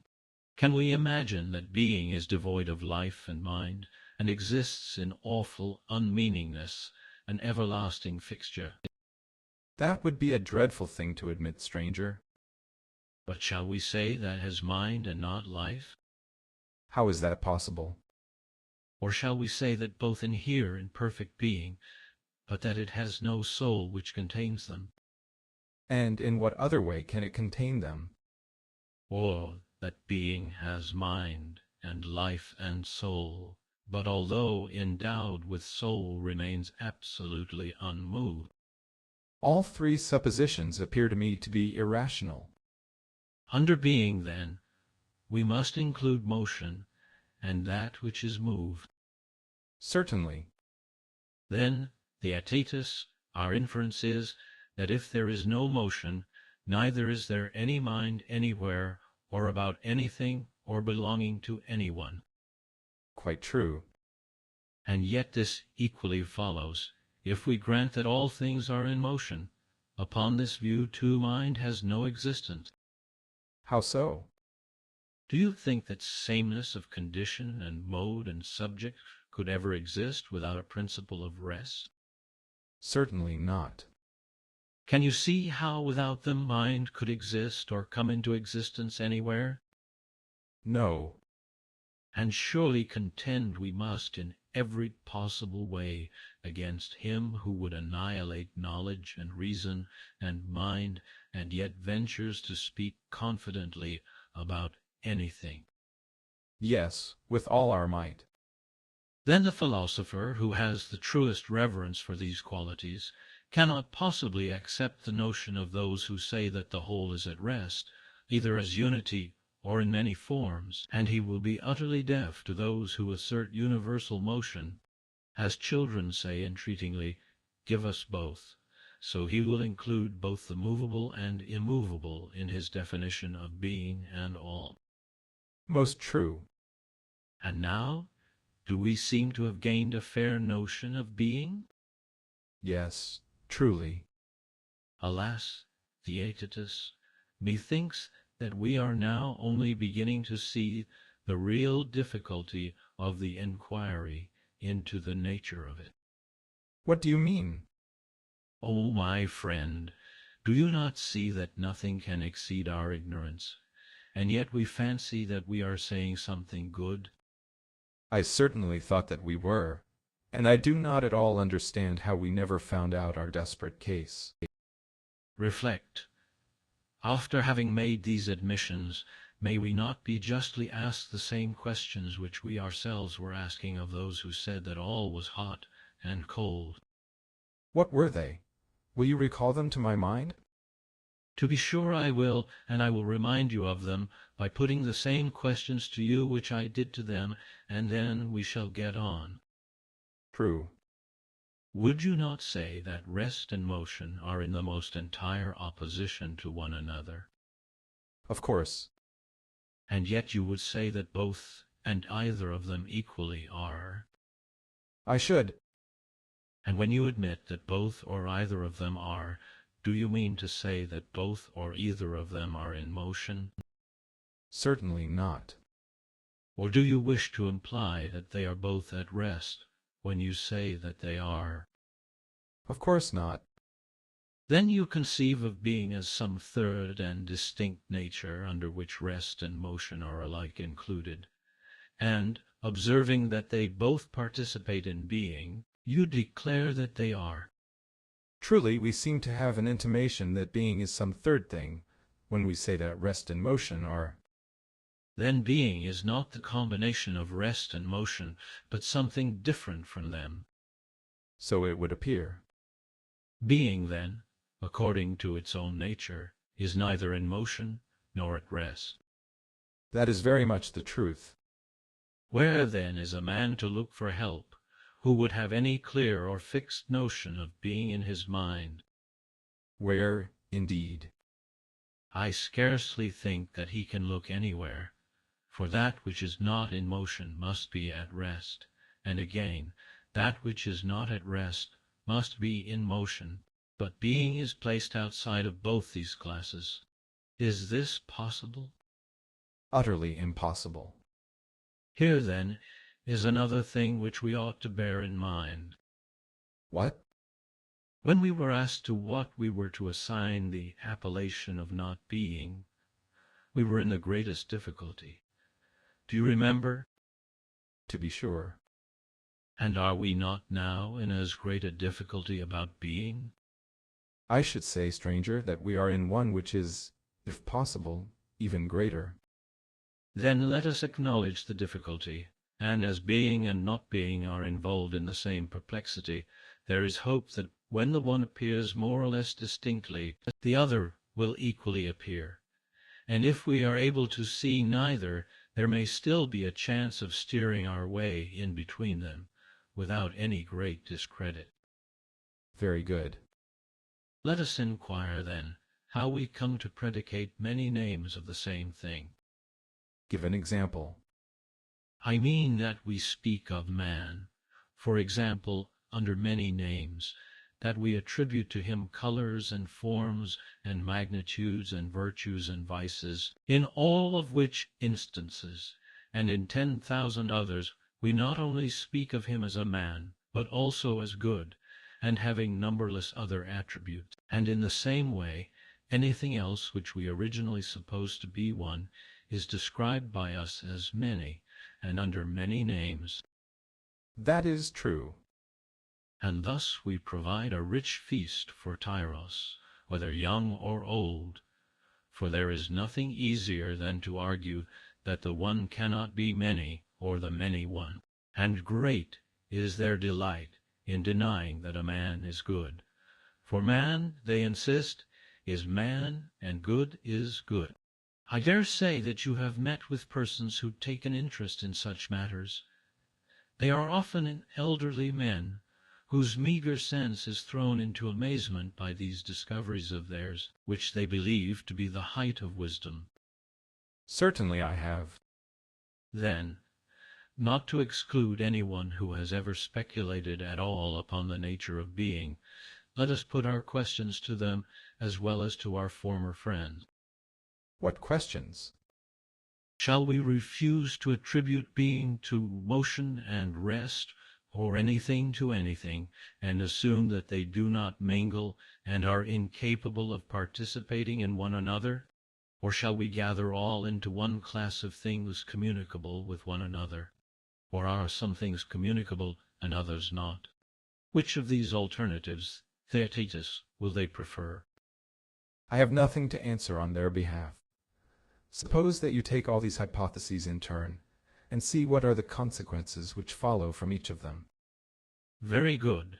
And first let us assume them to say that nothing is capable of participating in anything else in any respect. In that case, rest and motion cannot participate in being at all. They cannot. But would either of them be, if not participating in being? No. Then by this admission, everything is instantly overturned, as well the doctrine of universal motion as of universal rest, and also the doctrine of those who distribute being into immutable and everlasting kinds. For all these add on a notion of being, some affirming that things are truly in motion, and others that they're truly at rest. Just so. Again, those who would at one time compound, and at another resolve all things, whether making them into one and out of one creating infinity, or dividing them into finite elements, and forming compounds out of these, whether they suppose the processes of creation to be successive or continuous, would be talking nonsense in all this if there were no admixture. True. Most ridiculous of all will the men themselves be who want to carry out the argument, and yet forbid us to call anything, because participating in some affection from another, by the name of that other. Why so? Why?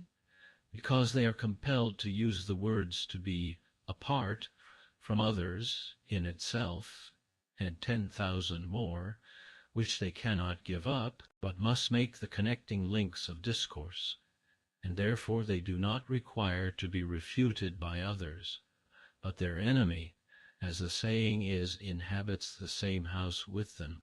They are always carrying about with them an adversary, like the wonderful ventriloquist Eurycles, who out of their own bellies audibly contradicts them. Precisely so. A very true and exact illustration. And now, if we suppose that all things have the power of communion with one another, what will follow? Even I can solve that riddle. How?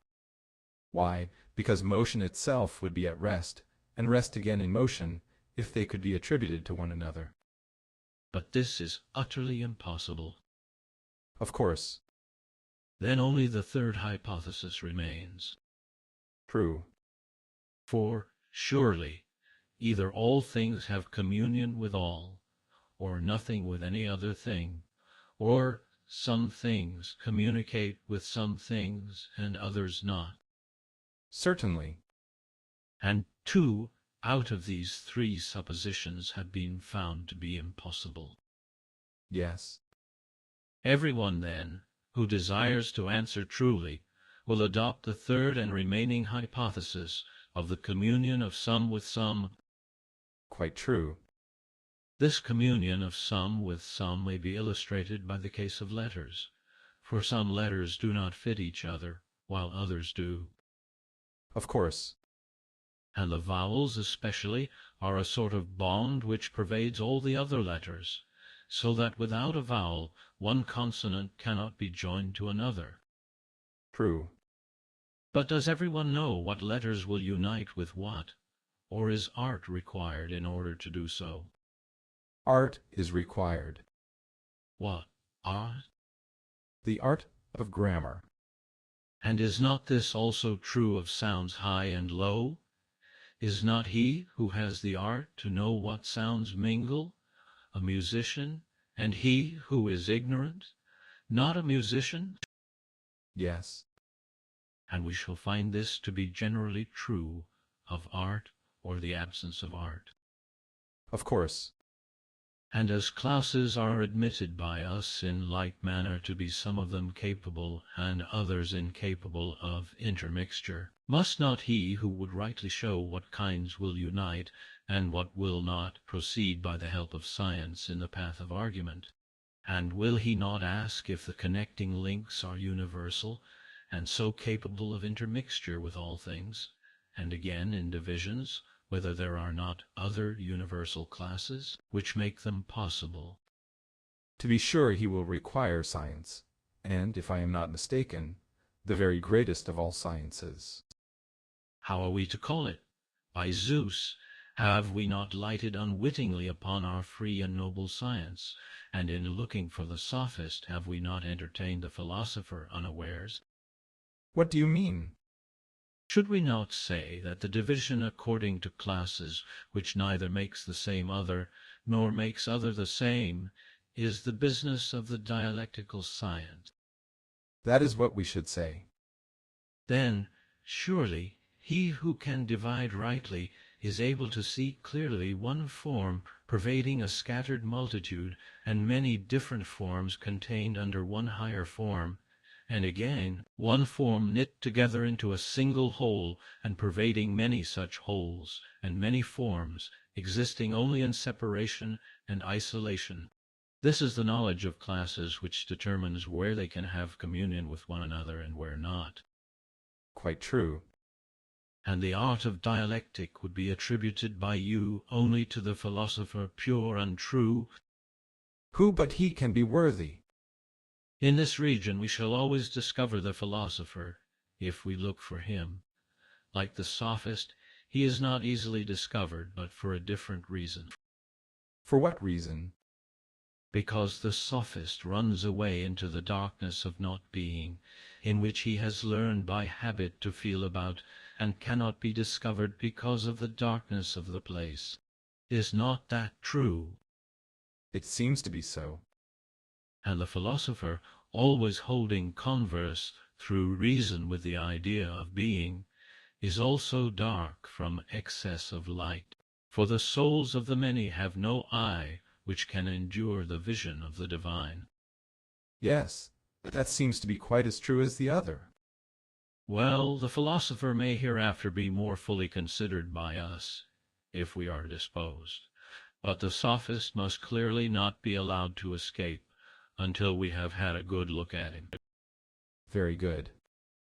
Since then we are agreed that some classes have a communion with one another, and others not, and some have communion with a few and others with many, and that there is no reason why some should not have universal communion with all, let us now pursue the inquiry, as the argument suggests, not in relation to all ideas, lest the multitude of them should confuse us, but let us select a few of those which are reckoned to be the principal ones, and consider their several natures and their capacity of communion with one another, in order that if we are not able to apprehend with perfect clearness the notions of being and not being, we may at least not fall short in the consideration of them, so far as they come within the scope of the present enquiry, if peradventure we may be allowed to assert the reality of not being, and yet escape unscathed. We must do so. The most important of all the genera are those which we were just now mentioning, being and rest and motion. Yes, by far. And two of these are, as we affirm, incapable of communion with one another, Quite incapable. whereas being surely has communion with both of them, for both of them are. Of course. That makes up three of them, To be sure. and each of them is other than the remaining two, but the same with itself. True. But then what is the meaning of these two words, same and other? Are they two new kinds other than the three, and yet always of necessity intermingling with them? And are we to have 5 kinds instead of 3? Or when we speak of the same and other, are we unconsciously speaking of one of the 3 first kinds? Very likely we are. But surely motion and rest are neither the other nor the same. How is that? Whatever we attribute to motion and rest in common cannot be either of them, Why not? because motion would be at rest and rest in motion, for either of them, being predicated of both, will compel the other to change into the opposite of its own nature, because partaking of its opposite. Quite true. Yet they surely both partake of the same and of the other. Yes. Then we must not assert that motion, any more than rest, is either the same or the other. No, we must not. But are we to conceive that being and the same are identical? Possibly. But if they are identical, then again in saying that motion and rest have being, we should also be saying that they are the same. Which surely cannot be. Then being and the same cannot be one. Scarcely. Then we may suppose the same to be a 4th class, which is now to be added to the 3 others. Quite true. And shall we call the other a 5th class? Or should we consider being and other to be 2 names of the same class? Very likely.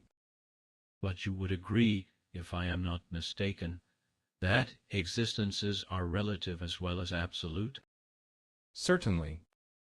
and the other is always relative to other. True.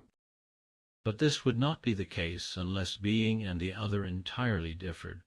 For if the other, like being, were absolute as well as relative, then there would have been a kind of other which was not other than other. And now we find that what is other must of necessity be what it is in relation to some other. That is the true state of the case. Then we must admit the other as the 5th of our selected classes. Yes. And the 5th class pervades all classes, for they all differ from one another, not by reason of their own nature, but because they partake of the idea of the other. Quite true. Then let us now put the case with reference to each of the 5. How? First there is motion, which we affirm to be absolutely other than rest. What else can we say? It is so. And therefore is not rest. Certainly not. And yet is, because partaking of being. True. Again, motion is other than the same, Just so. and is therefore not the same. It is not. Yet, surely, motion is the same, because all things partake of the same. Very true. Then we must admit, and not object to say, that motion is the same and is not the same, for we do not apply the term same and not the same in the same sense, but we call it the same in relation to itself, because partaking of the same, and not the same because having communion with the other, it is thereby severed from the same, and has become not that but other, and is therefore rightly spoken of as not the same. To be sure. And if absolute motion in any point of view partook of rest, there would be no absurdity in calling motion stationary. Quite right. That is, on the supposition that some classes mingle with one another, and others not.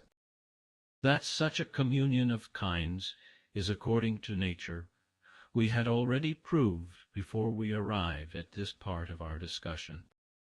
Certainly. Let us proceed, then. May we not say that motion is other than the other, having been also proved by us to be other than the same, and other than rest? That is certain. Then, according to this view, motion is other and also not other. True. What is the next step? Shall we say that motion is other than the three and not other than the fourth? For we agreed that there are 5 classes about, and in the sphere of which we propose to make inquiry. Surely we cannot admit that the number is less than it appeared to be just now. Then we may without fear contend that motion is other than being. Without the least fear. The plain result is that motion, since it partakes of being, really is and also is not. Nothing can be plainer.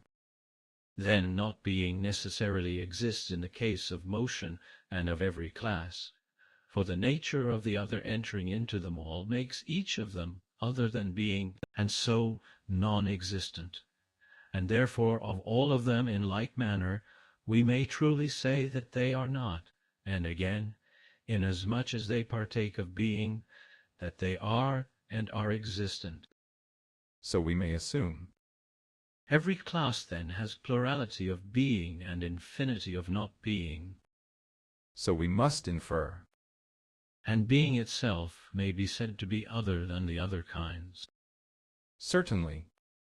Then we may infer that being is not in respect of as many other things as there are, for not being these, it is itself one, and is not the other things which are infinite in number. That is not far from the truth. And we must not quarrel with this result, since it is of the nature of classes to have communion with one another, and if anyone denies our present statement, let him first argue with our former conclusion, and then he may proceed to argue with what follows. Nothing can be fairer. Let me ask you to consider a further question. What question? When we speak of not being, we speak, I suppose, not of something opposed to being, but only different. What do you mean? When we speak of something as not great, does the expression seem to you to imply what is little any more than what is equal? Certainly not.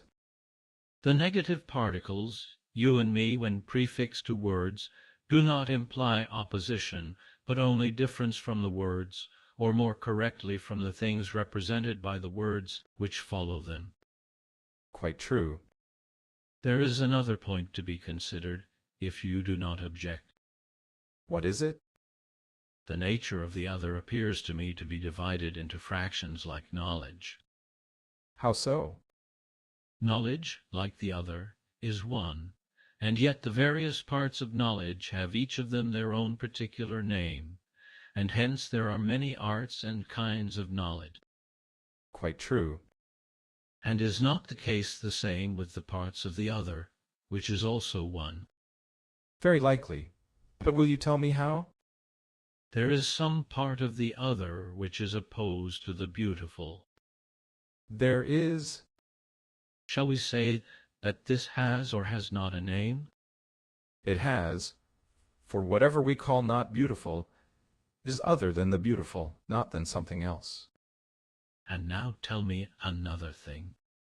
What?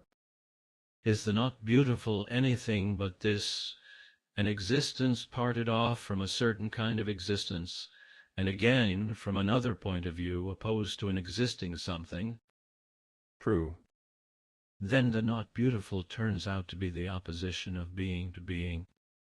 Very true. But upon this view, is the beautiful a more real and the not beautiful a less real existence? Not at all. And the not great may be said to exist equally with the great? Yes. And in the same way, the just must be placed in the same category with the not just. The one cannot be said to have any more existence than the other. True.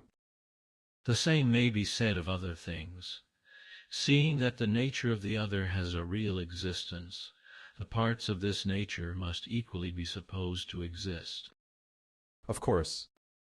Then, as would appear, the opposition of a part of the other and of a part of being to one another is, if I may venture to say so, as truly essence as being itself, and implies not the opposite of being, but only what is other than being. Beyond question.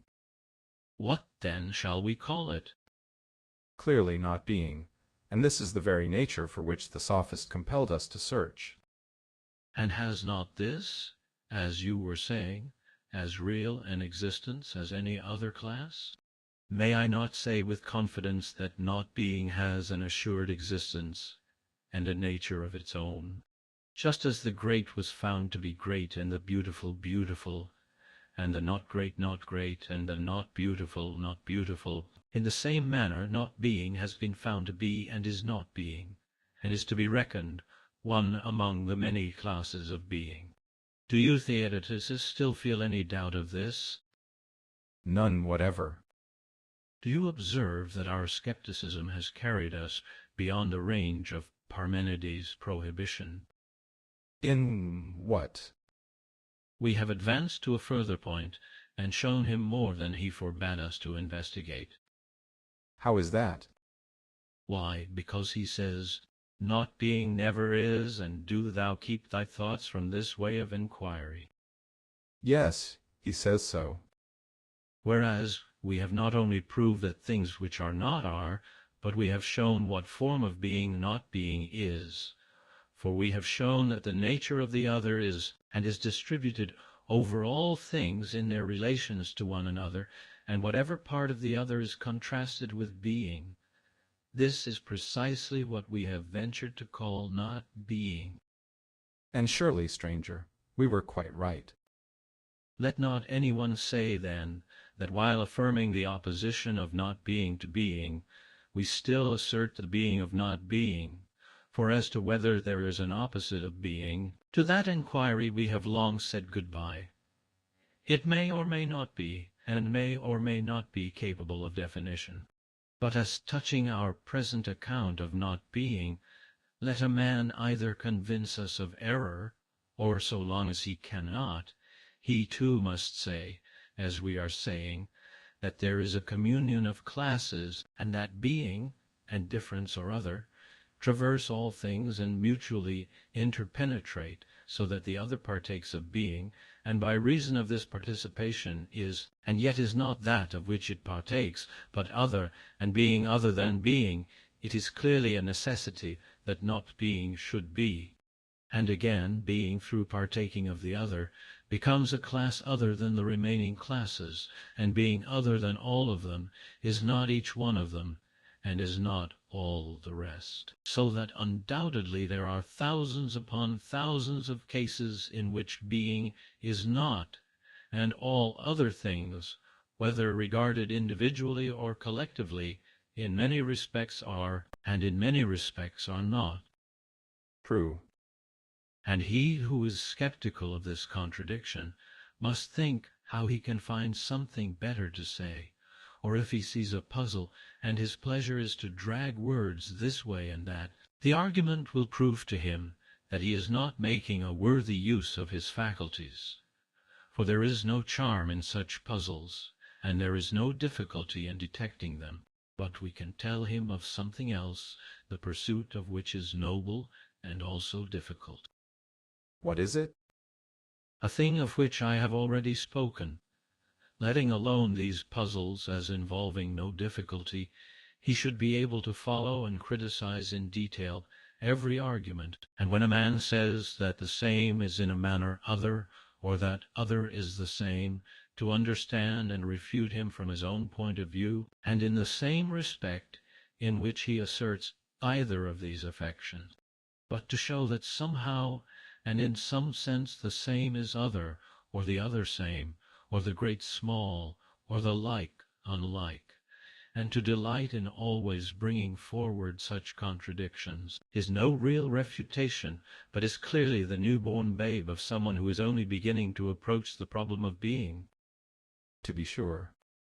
For certainly, my friend, the attempt to separate all existences from one another is a barbarism and utterly unworthy of an educated or philosophical mind. Why so?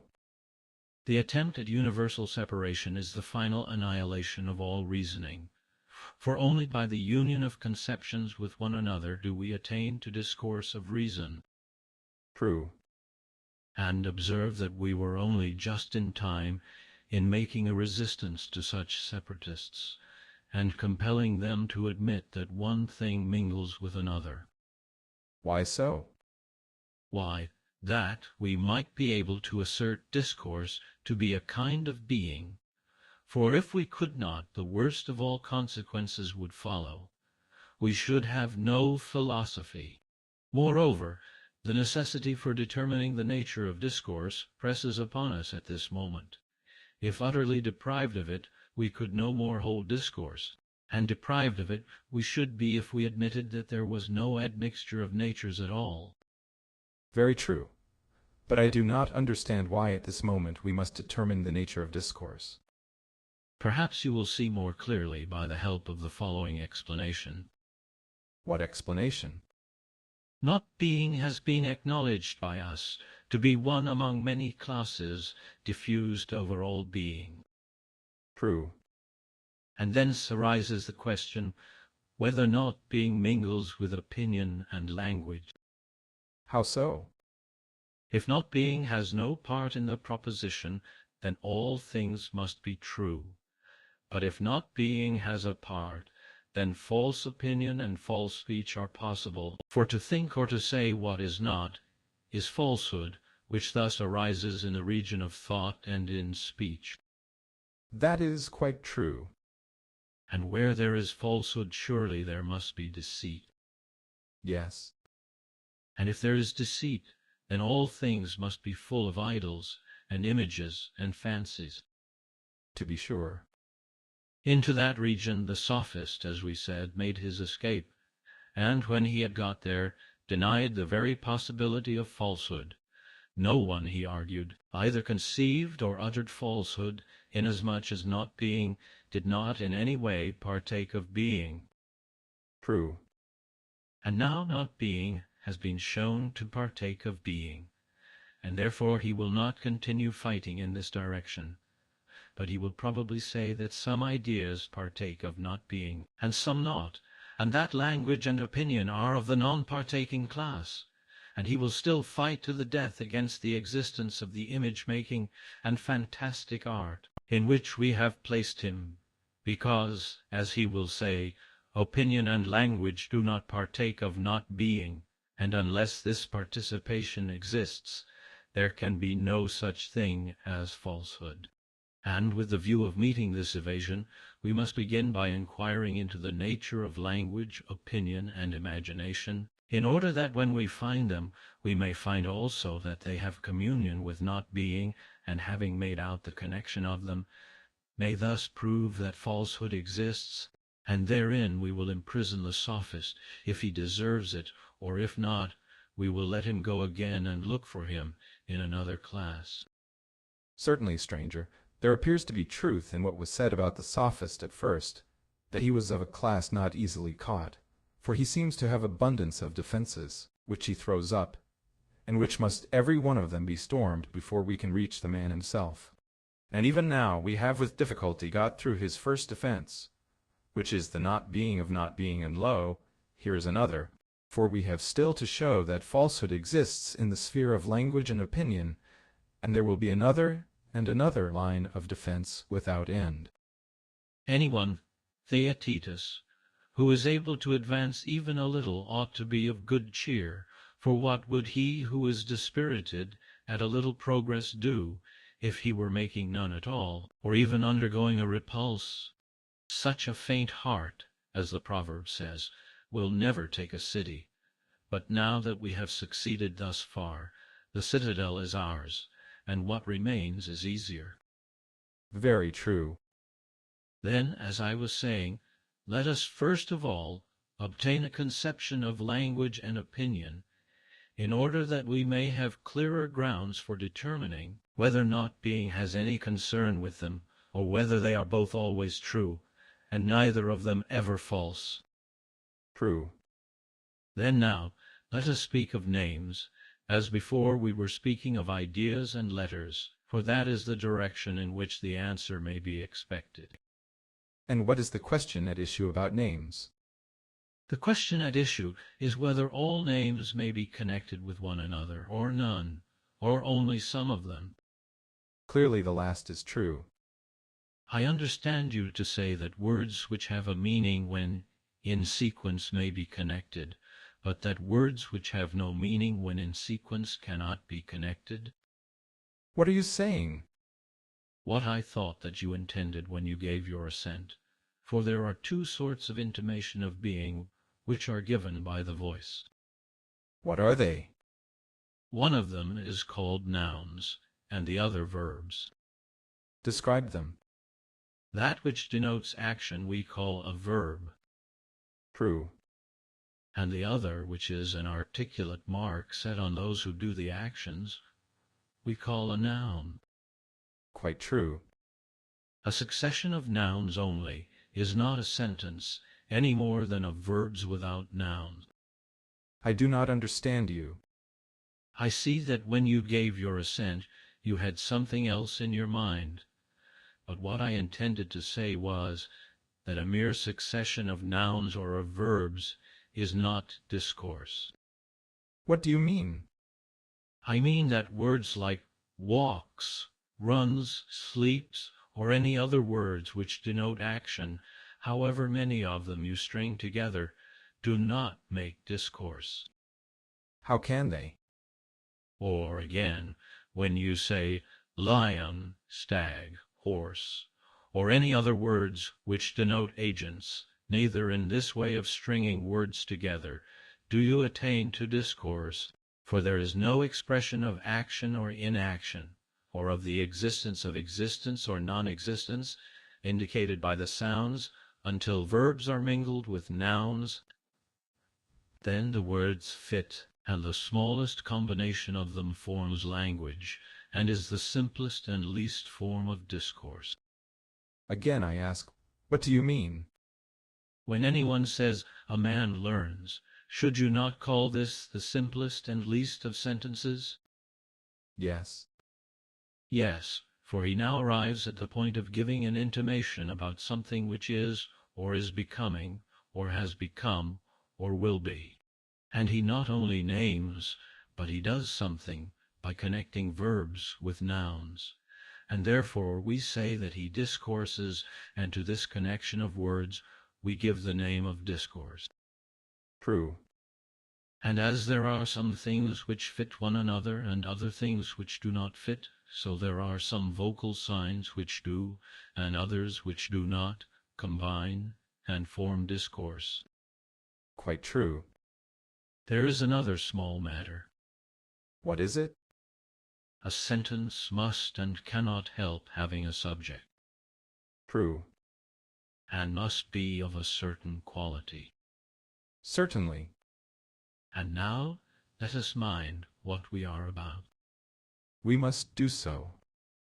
I will repeat a sentence to you in which a thing and an action are combined by the help of a noun and a verb, and you shall tell me of whom the sentence speaks.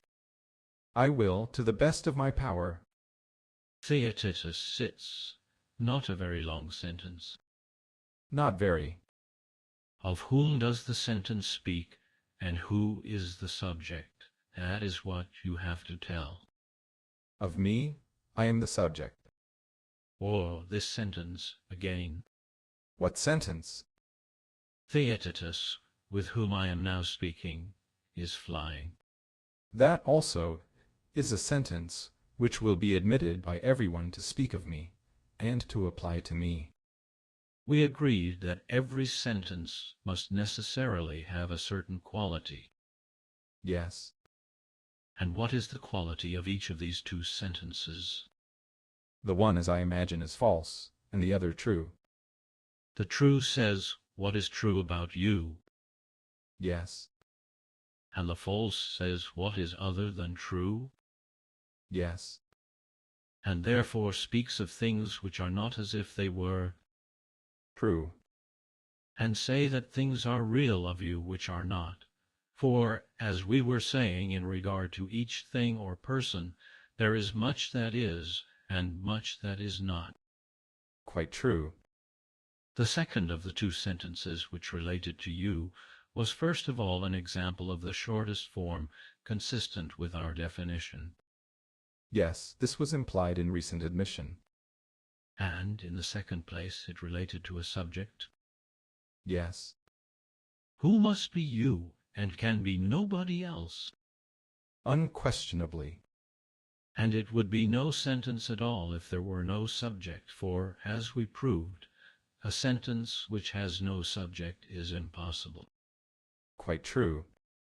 When other, then, is asserted of you as the same, and not being as being, such a combination of nouns and verbs is really and truly false discourse. Most true. And therefore thought, opinion, and imagination are now proved to exist in our minds, both as true and false. How so? You will know better if you first gain a knowledge of what they are, and in what they severally differ from one another. Give me the knowledge which you would wish me to gain. Are not thought and speech the same, with this exception, that what is called thought is the unuttered conversation of the soul with herself? Quite true. But the stream of thought which flows through the lips and is audible is called speech. True. And we know that there exists in speech What exists? affirmation. Yes, we know it. When the affirmation or denial takes place in silence and in the mind only, have you any other name by which to call it but opinion? There can be no other name. And when opinion is presented not simply, but in some form of sense, would you not call it imagination? Certainly. And seeing that language is true and false, and that thought is the conversation of the soul with herself, and opinion is the end of thinking, and imagination or fantasy is the union of sense and opinion, the inference is that some of them, since they are akin to language, should have an element of falsehood as well as of truth. Certainly. Do you perceive, then, that false opinion and speech have been discovered sooner than we expected? For just now we seem to be undertaking a task which would never be accomplished. I perceive. Then let us not be discouraged about the future. But now, having made this discovery, let us go back to our previous classification. What classification? We divided image-making into two sorts, the one likeness-making, the other imaginative or fantastic. True. And we said that we were uncertain in which we should place the Sophist. We did say so. And our heads began to go round more and more when it was asserted that there is no such thing as an image or idol or appearance, because in no manner or time or place can there ever be such a thing as falsehood. True. And now, since there has been shown to be false speech and false opinion, there may be imitations of real existences, and out of this condition of the mind, an art of deception may arise. Quite possible. And we have already admitted in what preceded that the Sophist was lurking in one of the divisions of the likeness-making art. Yes. Let us, then, renew the attempt, and in dividing any class, always take the part to the right, holding fast to that which holds the Sophist until we have stripped him of all his common properties, and reached his difference or peculiar. Then we may exhibit him in his true nature first to ourselves, and then to kindred dialectical spirits. Very good. You may remember that all art was originally divided by us into creative and acquisitive, Yes. and the Sophist was flitting before us in the acquisitive class, in the subdivisions of hunting, contests, merchandise, and the like. Very true. But now that the imitative art has enclosed him, it is clear that we must begin by dividing the art of creation, for imitation is a kind of creation, of images, however, as we affirm, and not of real things. Quite true. In the first place, there are two kinds of creation. What are they? One of them is human, and the other divine. I do not follow. Every power, as you may remember our saying originally, which causes things to exist, not previously existing, was defined by us as creative. I remember. Looking now at the world, and all the animals and plants, at things which grow upon the earth from seeds and roots, as well as at inanimate substances which are formed within the earth, fusile or non-fusile, shall we say that they come into existence, not having existed previously, by the creation of God, or shall we agree with vulgar opinion about them? What is it? The opinion that nature brings them into being from some spontaneous and unintelligent cause. Or shall we say that they are created by a divine reason and a knowledge which comes from God? I dare say that, owing to my youth, I may often waver in my view, but now when I look at you and see that you incline to refer them to God, I defer to your authority. Nobly said, TorToiSe-tts, and if I thought that you were one of those who would hereafter change your mind, I would have gently argued with you and forced you to assent. But as I perceive that you will come of yourself, and without any argument of mine, to that belief which, as you say, attracts you, I will not forestall the work of time. Let me suppose, then, that things which are said to be made by nature are the work of divine art, and that things which are made by man out of these are works of human art. And so there are two kinds of making and production, the one human and the other divine. True. Then, now subdivide each of the two sections which we have already. How do you mean? I mean to say that you should make a vertical division of production or invention, as you have already made a lateral one. I have done so. Then now there are in all 4 parts or segments. 2 of them have reference to us and are human, and 2 of them have reference to the gods and are divine. True. And again, in the division which was supposed to be made in the other way, 1 part in each subdivision is the making of the things themselves, but the 2 remaining parts may be called the making of likenesses, and so the productive art is again divided into 2 parts. Tell me the divisions once more. I suppose that we and the other animals and the elements out of which things are made, fire, water, and the like, are known by us to be each and all the creation and work of God. True. And there are images of them which are not them, but which correspond to them, and these are also the creation of a wonderful skill. What are they? The appearances which spring up of themselves in sleep or by day, such as a shadow when darkness arises in a fire, or the reflection which is produced when the light in bright and smooth objects meets on their surface with an external light and creates a perception the opposite of our ordinary sight. Yes, and the images as well as the creation are equally the work of a divine hand. And what shall we say of human art? Do we not make one house by the art of building, and another by the art of drawing, which is a sort of dream created by man for those who are awake? Quite true. and other products of human creation are also twofold and go in pairs. There is the thing with which the art of making the thing is concerned, and the image with which imitation is concerned. Now I begin to understand, and am ready to acknowledge that there are two kinds of production, and each of them twofold. In the lateral division, there is both a divine and a human production. In the vertical, there are realities and a creation of a kind of similitudes. And let us not forget that of the imitative class, the one part was to have been likeness-making, and the other fantastic, if it could be shown that falsehood is a reality and belongs to the class of real being. Yes. And this appeared to be the case, and therefore now, without hesitation, we shall number the different kinds as two. True. Then now, let us again divide the fantastic art. Where shall we make the division? There is one kind which is produced by an instrument, and another in which the creator of the appearance is himself the instrument. What do you mean?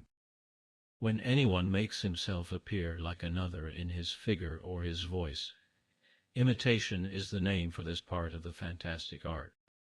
Yes. Let this, then, be named the art of mimicry, and this the province assigned to it.